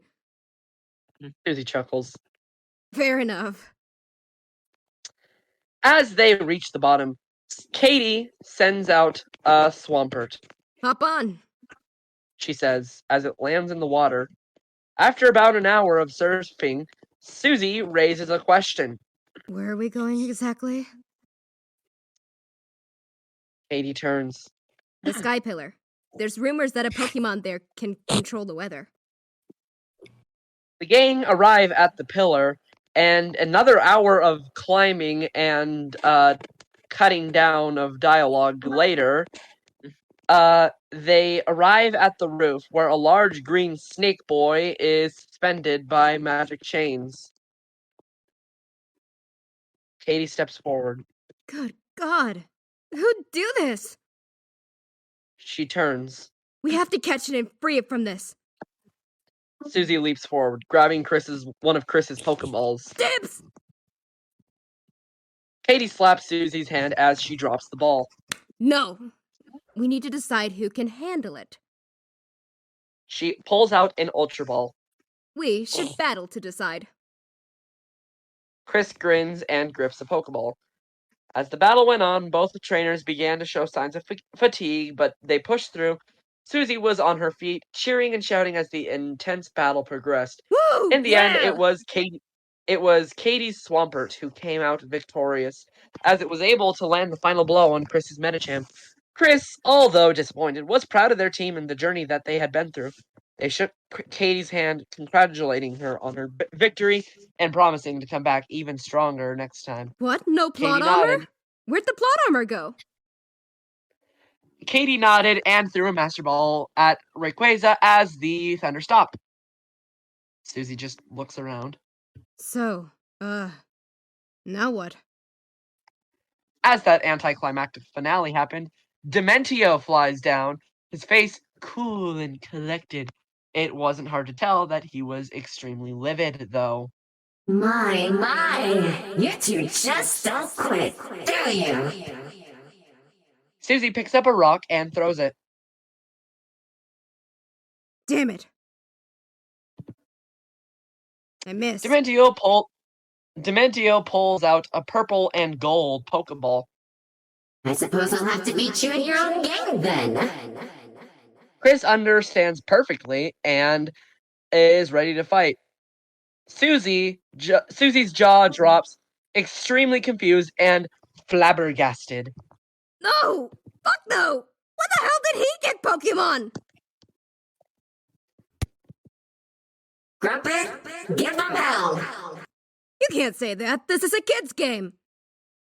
Oh, that's rich coming from you, profanity lizard. Fuck him up, Chris. Chris sighs. Metacham already out as they use a hyper potion. Psychic. Grumpig quickly retaliates with a focus blast, dealing significant damage to Metacham. Metacham, return. Go, Lucario! Lucario uses a series of close combat attacks to weaken Grumpig, but Dementio's Grumpig manages to hold on using its thick fat ability, reducing the damage taken from Lucario's fighting type moves. Grumpig, return. Go, Mr. Mime. Chris and Susie pause with blank stares on their face. There is something so wrong about you owning that Pokemon. Like Goofy walking Pluto. Your voice sounds like a mosquito. Swat it. Go, Porygon Z! Use adaptability. Porygon Z hits Mr. Mind with a Thunderbolt. Mr. Mime, Psychic! The move fails as Porygon Z's high special defense allows it to tank the hit and deliver a critical hit with a tri-attack. And Mr. Mime is unable to withstand the damage and then faints. There goes your son. That's not my son. I couldn't care less about that thing. Deadbeat dad. I knew you were heartless, but, well, brutal. The jester snaps, his face full of rage. I'll show you the true meaning of heartless. Jigglypuff, go! Two stare at the small pink orb directly in front of their eyes.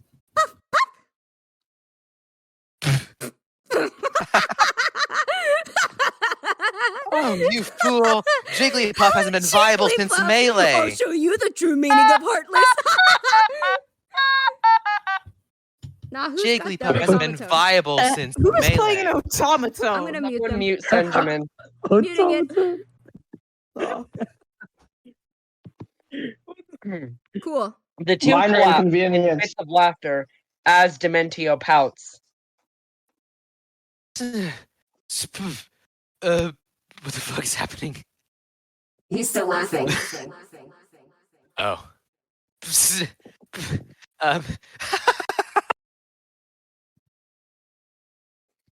It's okay. Take your time to learn how to laugh.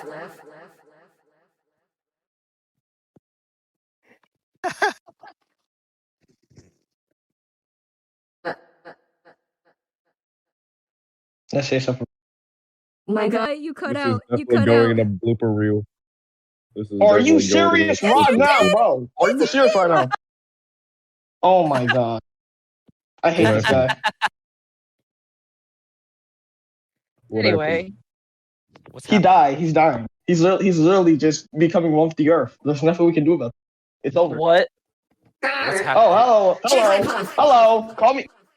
Call me Cleveland and I will actually eat your children. What the? Jigglypuff, Yeah, he called me say Cleveland attack. earlier. The attack puts Umbreon to sleep, but Umbreon holds out and still resists the move with its plot armor. And it quickly gets back up and delivers a foul play attack. Jigglypuff is unable to withstand the damage and faints. Ugh, watching the cute ones get pummeled always makes me feel like shit. Huh? They're Pokemon. Some of us are allowed to have feelings, Chris. I didn't know that. How peculiar. I didn't know the dinosaur had a heart. Can it, circus brain? Dementio glares at Susie with an ice-cold rage. Go, Barnett. Alakazam, go. Use teleport. Huh? Use psychic.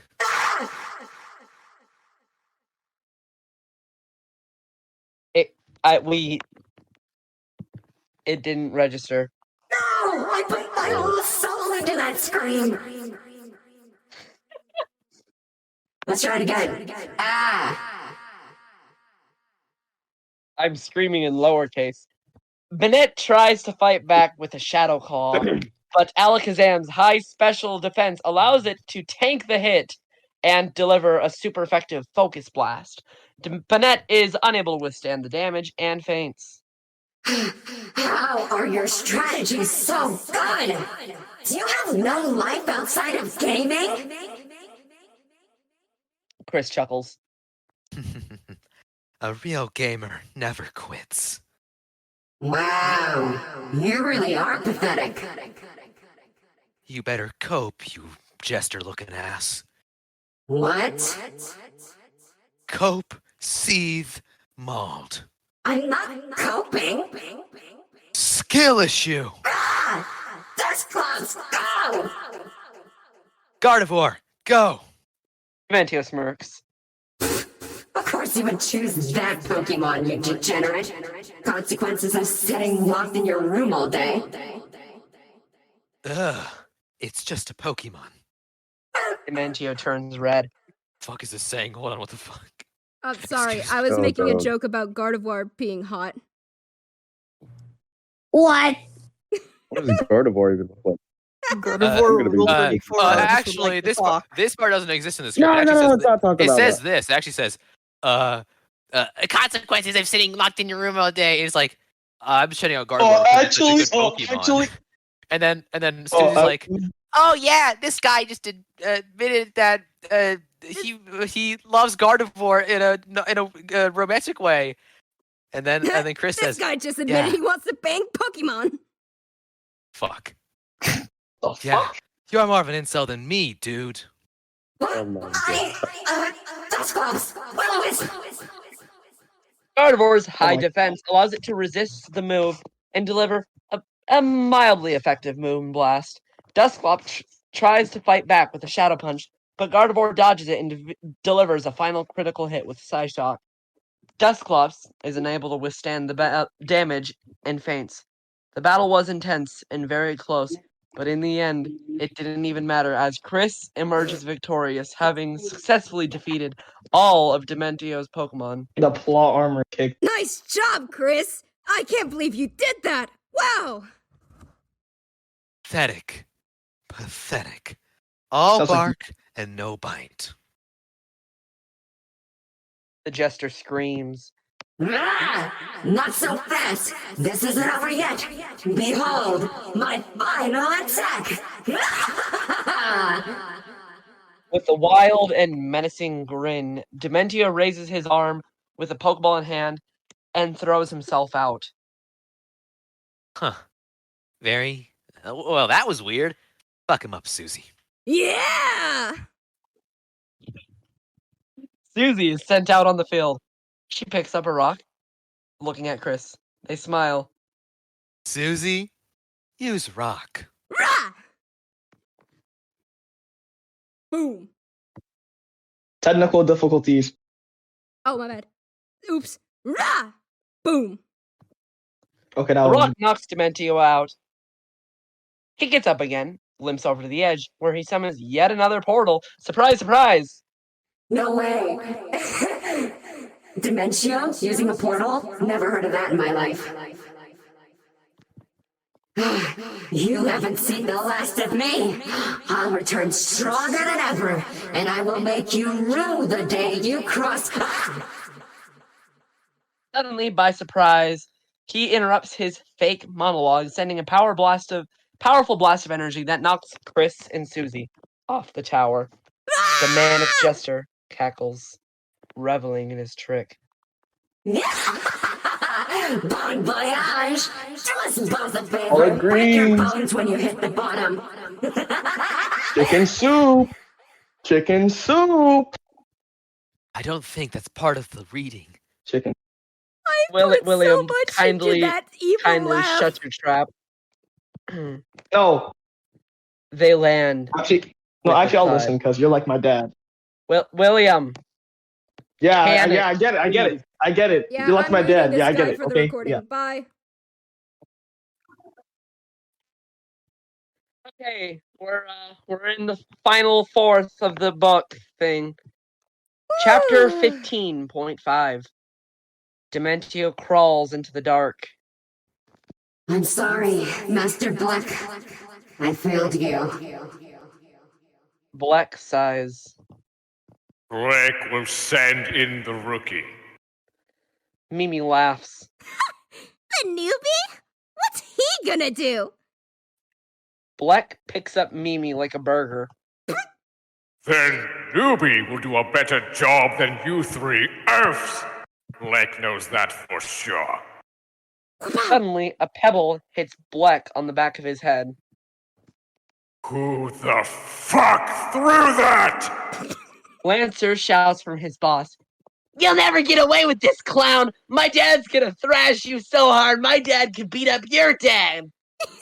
My dad works for Xbox, bitch! Cute. Very cute.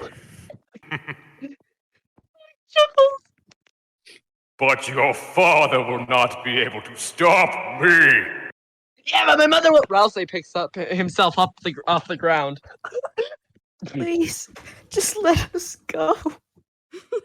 Never. I want to play Nintendo Switch. You do not have Nintendo Switch privileges until you bow down to me and hit the gritty on my TikTok. Oh, damn, hell no. Oh, I guess we're gonna be here for a while then. Why do I serve a TikTok master? Chapter 16. Count Turn Black, get about off your Delta. TikTok. You're gonna make the victims not scared of you. Shut up! I don't care what you have to say to me. I know what I'm doing. Intimidating. TikTok is the world. It is everything. You get like 5 views per video, old man. Go fuck yourself. Fuck you. What a Fuck time for you! views on TikTok. Drives his simple flips. YouTube is YouTube superior. I remembered I'm actually the narrator for the Phoenix Wright part. So, woo! Oh yes. Chapter Go 16. ahead. Turnabout Delta.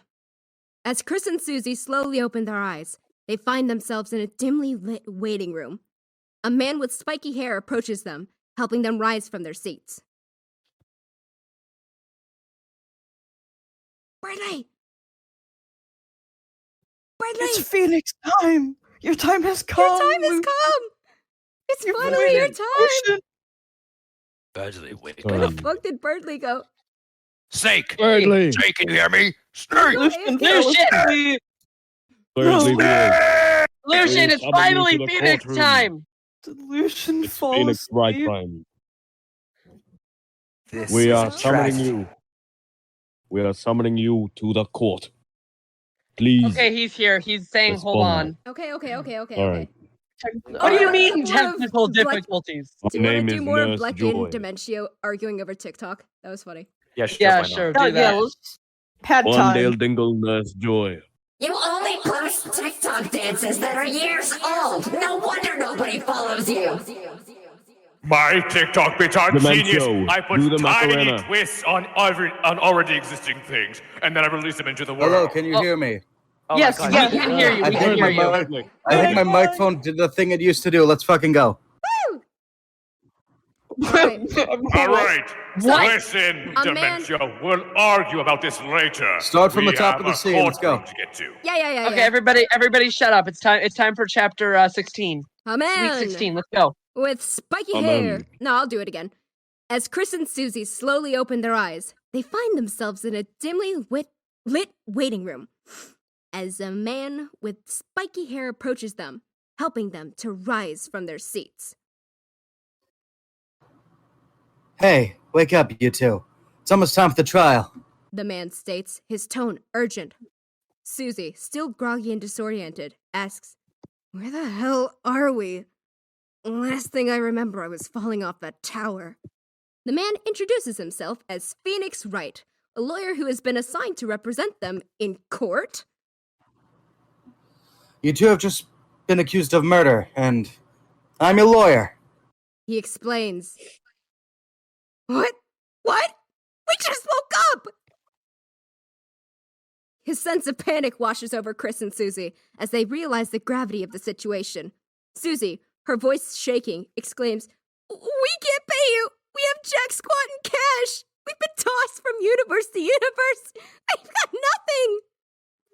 Phoenix reassures them that it's not a problem. Not to worry. I really don't get paid very often anyway. Come on, we gotta get to the courtroom. He tells them as they leads them through the large red doors.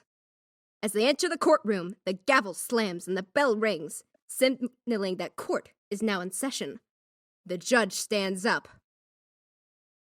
All rise.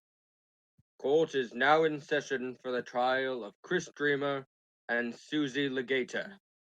Chris turns to Susie, confused, and whispers,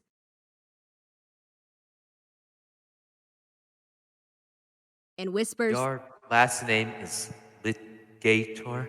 What do you have reverb? To which Susie responds, Wait, where are we? We're on a cave anymore. Are you in the cave again? Your last Oh my name is God. Ligator? To which Susie responds, I don't want to talk about it. A man from across the room in a maroon suit calls out. The prosecution is ready, Your Honor. The judge nods. Thank you, Mr. Edgeworth. And you, Mr. Wright? Phoenix nods. The defense is ready, Your Honor. The judge looks back over at Edgeworth. You may begin your opening statement. Edgeworth nods. These two teenagers were found lying next to a body. The purple one had her claws all over the murder weapon, which I will now submit to the court record. It's an old shoe. The victim, Maria Cassie, was bludgeoned to death with it. Additionally, a piece of Susie's jacket was clutched in the victim's hand. Edgeworth chuckles. A witness even saw the whole thing. As you can see, Your Honor, there is no reason to continue this pointless trial. Chris and Susie are guilty of murder. Objection! Phoenix shouts. Chris and Susie jump as he continues.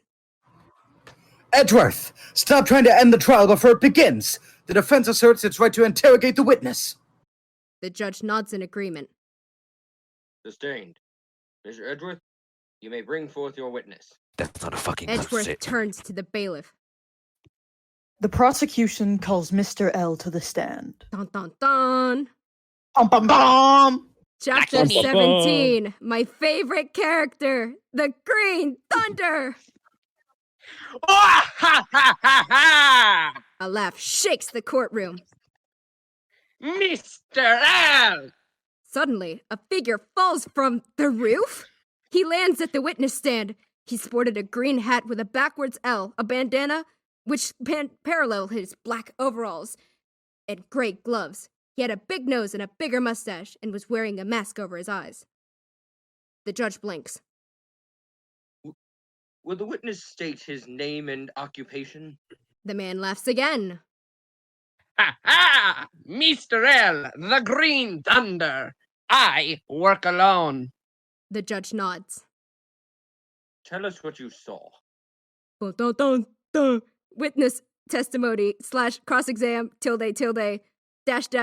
late last night / music / moderate examination. I was walking home later last night. Hold it! Phoenix interjects. What time were you walking home? Mr. L blinks, startled. Maybe like 10 p.m.? Phoenix checks some documents and waves his hand, signaling Mr. L to continue. I heard a scream. It was a ghastly scream. Absolutely blood-curdling. Hold it! Phoenix interjects. Did you see who screamed? Mr. L shakes his head. No, I did not. When I turned, I saw the defendant with a knife, stabbing someone. Objection! Phoenix screams. You saw the defendant with a knife. Mr. L nods again. Oh yeah, that's right. Phoenix grins and puts his hands on his sides. That's funny. There was no knife at the scene. The murder weapon was a shoe. Mr. L shouts out in disbelief. Was it really? Phoenix nods. It indeed was. Mr. L tugs at his scarf, gulping. Maybe it was a shoe I saw. I had witnessed a murder. It was scary. I can't remember every single little detail. The judge nods at this. Amend your testimony. We'll try again. Do not make this mistake again. Tilde, witness testimony, / cross dash exam, tilde, dash, the weapon, dash, music, tilde, moderate Susie, it's a examination. hyphen. What? It's a hyphen, Susie. Don't get your things wrong. Is it a hyphen or a, That's a hyphen. I thought it was a dash, my bad. Reread the entire thing. Tilde, witness testimony, / cross hyphen exam, tilde, dash, the weapon, dash, music, tilde, moderate examination. Wowie, you're right. It was a shoe. Yes, it's all clear now. When I turned, I saw the kid in the sweater. They were attacking Maria with a shoe. Objection! Phoenix shouts, yet again! You saw Chris holding the shoe. Mr. L stares blankly. I guess. Miss Phoenix shakes his head, disappointed in this answer. Chris's fingerprints weren't on the shoe. It was Susie's. What? Mr. L screams out again. Objection! Edgeworth mimics. The prince could have been white to Mr. Right. Phoenix shakes his head again. I'd believe it if Susie's prints weren't on the shoe. You see, what's the point of wiping it when someone else grabs it right after? Mr. L calls out. I got it. I really know what happened now. The judge stares down. This is your last chance, Mr. L. Don't let us down. Tilde, witness testimony. Please, you don't have to read the whole thing. You don't have to do it every time. Okay. Then I will. No! Witness testimony. The truth. Honestly. Sideways slash. Music. Cross Ted's exam. examination. Please kill me. Okay. Yeah. It was a Susie holding the shoe. She snuck up from behind and struck. Pow! Whammo! Just like that. Maria was on the ground. She handed the shoe to Chris. They finished the job with a few whacks. Then they repeatedly kicked Maria in the ribs. They wiped off the shoe and gave it to Susie. Pow! One last hit. Then they called the police on themselves. Ha! What idiots! I made the smart choice to get out of there before the coppers showed. Phoenix shakes his head with a quiet objection. Objection. Let me get this completely straight. You watched a murder take place and ran away. Mr. L tugs at his necktie. That makes sense. Well, the two seem to be taking care of calling the police, so... Phoenix slams his desk. Furthermore, why were Chris and Susie unconscious at the scene? Mr. L snaps back. How am I supposed to know, lawyer man? Phoenix points. They were struck, and you were the only one on the scene, Mr. L. Did you kill Maria Casey? Mr. L screams. What? No, I did... huh? Phoenix lays down more evidence. There were unidentified shoe prints on Maria's body. They didn't match Chris or Susie's shoes. Furthermore, you claim to have seen these oddly specific things, and they don't line up. Objection! Edgeworth shouts, but the very clearly unbiased judge shakes his head. Denied. Fuck! Phoenix continues. Phoenix continues. Calm down, Edgeworth. Mr. L, you're the only viable suspect. You nailed yourself. Now admit it. Did you kill Miss Maria Casey last night? Mr. L is stuttering. Yeah. Suddenly, he screams. Yeah! Listen here and listen well, Delta nerds. You may have bested me today, but I'll be back, and you'll wish your fate was the death penalty. He throws a smoke bomb. Italian accent gone. And he's gone. Just like the accent. What the fuck? The judge frowns. That's unfortunate. But I'm afraid I have to declare my verdict.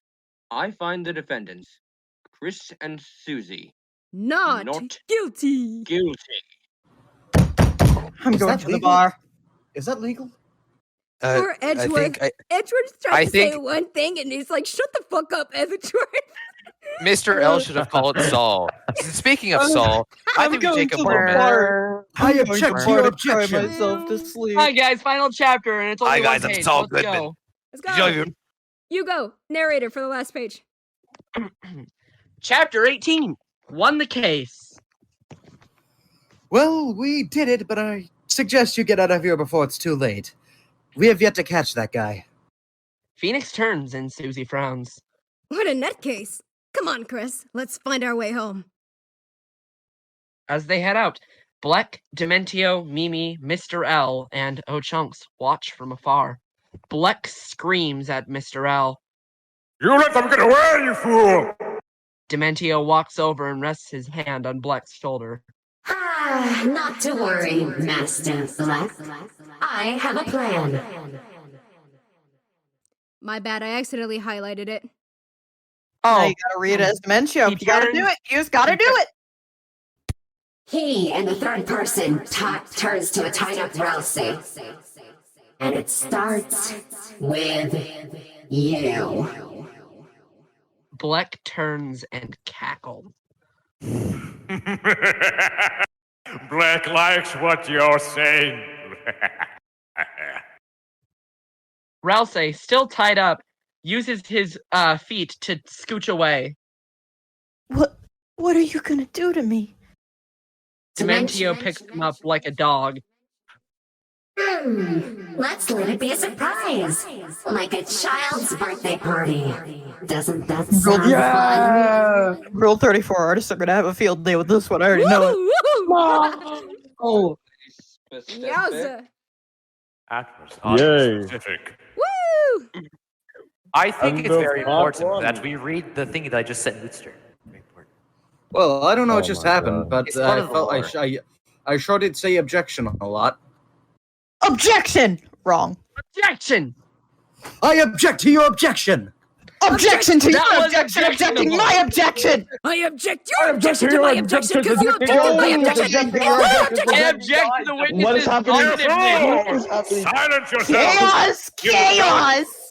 You don't What is object happening? unless you don't object in court unless there's something that the opposing prosecutor did wrong in court. You don't object just because a witness says something fucking stupid. That's not how court works, you dipshit. You act like Phoenix Wright Ace Attorney Trilogy acts like anything Okay. like the real legal system! I have to read something Okay. from the chat that I The missed. judge I is need to know. extremely biased in the I need case. to know.